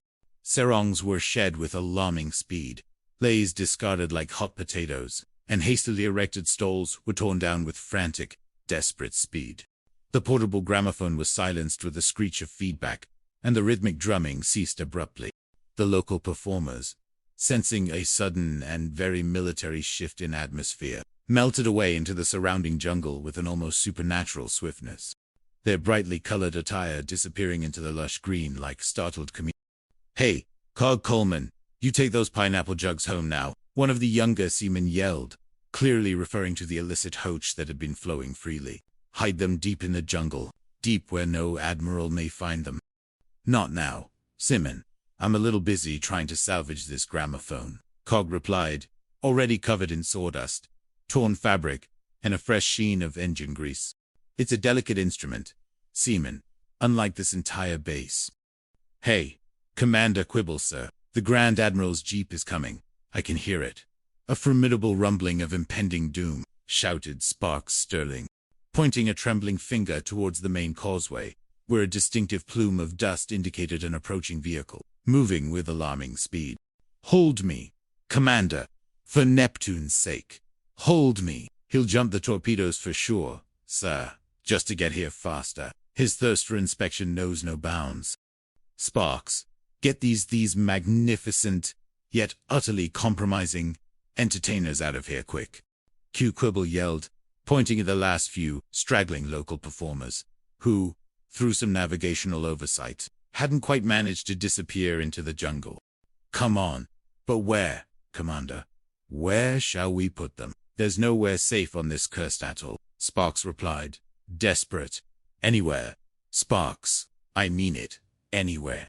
Here, put them in the old, forgotten air raid shelter near the mess hall. It's sturdy, if nothing else, and hopefully impervious to immediate scrutiny. I'll personally steer the Grand Admiral clear. Go on, boys. Move it. Move it. This is a race against time and military reprimand." "All right now, ladies," Vinny Rizzo said, taking charge of the panicked evacuation of the performers with surprising grace, a born leader in times of utter chaos. "You and the commander are going to move out of here and shake a leg, a very vigorous indeed, a highly motivated leg, or, whatever you shake with such elegant professional grace. Get 'em, boys. Move it, quick march. We are facing a strategic imperative, ladies." Within minutes, the beach, once a riot of color and sound, was suddenly eerily quiet and pristine. The impromptu stage had vanished, the stalls dismantled, and even the illicit pineapple jugs had seemingly evaporated into thin air. The only remaining evidence of the recent festivity was a lingering aroma of coconut oil, illicit rum, and a profound sense of desperation. "All set, Commander," Pippin reported, breathless, having secured the last of the party evidence, including a particularly offensive set of plastic novelty sunglasses he had accidentally kept. "All starched and spit-polished for inspection, just as Admiral Finchley likes it. I am certain our preparations for decorum are impeccable. Commander." "Okay, Ensign, all right. Brace yourselves, you guys. Here he comes." Q Quibble took a deep, fortifying breath, trying heroically to look as military, as competent, and as utterly undisturbed as possible. He hastily straightened his rumpled uniform, ran a hand through his perpetually disheveled hair, and tried to assume an air of calm authority, though his eyes darted nervously from side to side like startled hermit crabs. His heart hammered against his ribs like a desperate drum, warning him of the impending storm. A heavy-duty jeep, painted in battleship gray and polished to a mirror sheen that reflected the tropical sun, rumbled to a halt on the pristine gravel path before them. Its engine hummed with menacing precision. In the passenger seat, radiating an aura of grim purpose and unyielding scrutiny, sat Grand Admiral Granite Jaw Thornton. Thornton was a man who looked carved from the very granite of his nickname. Stern features, piercing gray eyes that missed nothing, and a uniform so immaculate it seemed immune to the very concept of dust or wrinkle. His reputation preceded him like a thunderclap, echoing tales of immediate punitive transfers, and disciplinary actions that would make even a seasoned veteran shudder in their boots. His arrival alone had a physiological effect on local flora, which reportedly wilted slightly in his formidable presence, as if sensing the sheer, unholy weight of his authority. Thornton stepped out of the jeep with an economical, efficient motion, his boots clicking sharply on the gravel. His gaze, cold and clinical, swept over the now pristine beach, searching for any telltale signs of impropriety. Behind him, his aide, a severe-looking lieutenant named also disembarked, his clipboard and notepad already at the ready, poised to meticulously record every perceived infraction. Q Quibble, feeling a wave of nausea, snapped to attention, executing an admirable, if slightly wobbly, attempted rigid military bearing despite his internal organs performing a chaotic tango of terror. Turn. Stand to attention. Men, welcome to atoll of apathy, sir. Acting Base Commander Quibble, at your service. It is a distinct honor, indeed, a truly unexpected privilege, to receive such an esteemed visitor to our humble, yet dedicated, installation. Thornton's gaze lingered on Q for a moment, a flicker of something unreadable in his gray eyes, then shifted to Pip Pippin, who was standing beside Q with an exaggeratedly rigid posture, looking as if he'd swallowed a yardstick. At ease, gentlemen. And this peculiar specimen with the wild eyes, the slightly disheveled uniform, and the nervous twitch that suggests an internal struggle of epic proportions. He's your junior officer, I presume. Commander. Pip Pippin, beaming proudly, instantly snapped to an even more rigid, exaggerated salute, his arm practically hitting Q in the chin. Ensign. Acting Executive Officer at your command, sir, ready to assist in any and all facets of the esteemed inspection. Sir, my loyalty and my organizational skills are at your disposal. Grand Admiral. Thornton's gaze sharpened, settling on a garland of hibiscus flowers Pip had failed to completely conceal, and which was now discreetly peeking out from beneath his armpit. Inadvertently, still wrapped around his neck, a blatant relic of the recent, unauthorized revelry. What the devil is that thing around your neck? Ensign Pippin. It looks suspiciously like tropical ornamentation, not standard naval uniform. Pip, completely flustered, tried to hide the telltale floral evidence, attempting to shove it deeper into his armpit, a movement that only served to draw more attention to it. Oh, Grand Admiral. Sir, it's a rather ancient, highly revered native custom, sir. Yes, a lay of perpetual diligence, sir. A traditional ward against tropical maladies and bureaucratic inefficiency. It is a sign of welcome, sir, for esteemed visitors. Welcome ashore, Grand Admiral. Sir, pirouettes, pom-poms, and tropical delights for you, sir. Welcome, welcome. Pip then, in his flustered state, started doing a series of nervous, high-stepping motions that resembled a bird attempting to walk on stilts, completely undermining any claim to ancient dignity.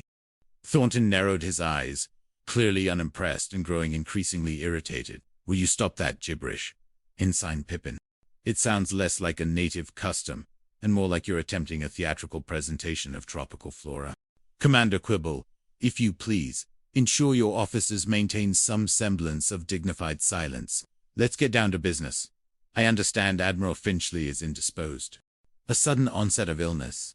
I was informed. His voice was calm, but held the cold, sharp edge of tempered steel. Yes, sir. Whatever you say, sir.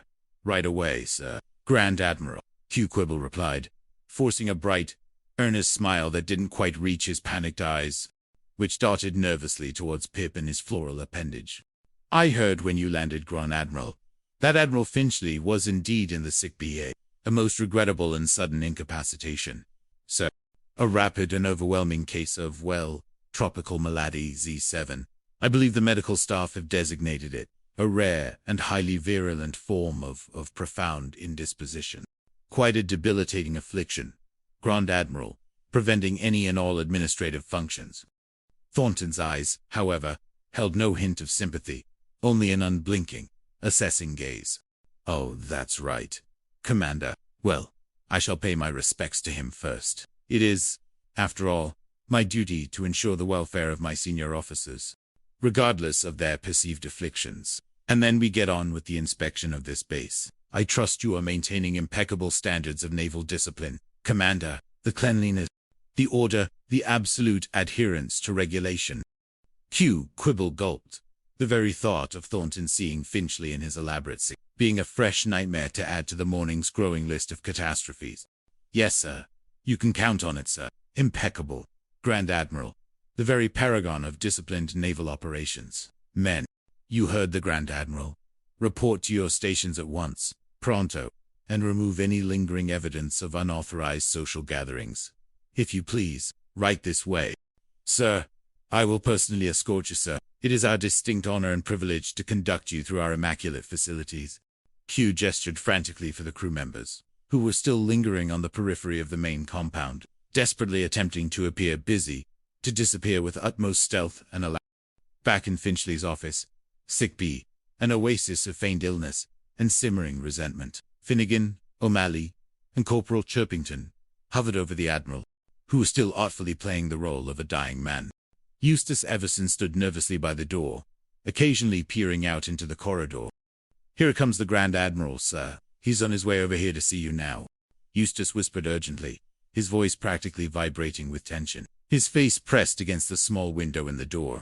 His footsteps resonate with the unwavering march of disciplinary retribution. Sir.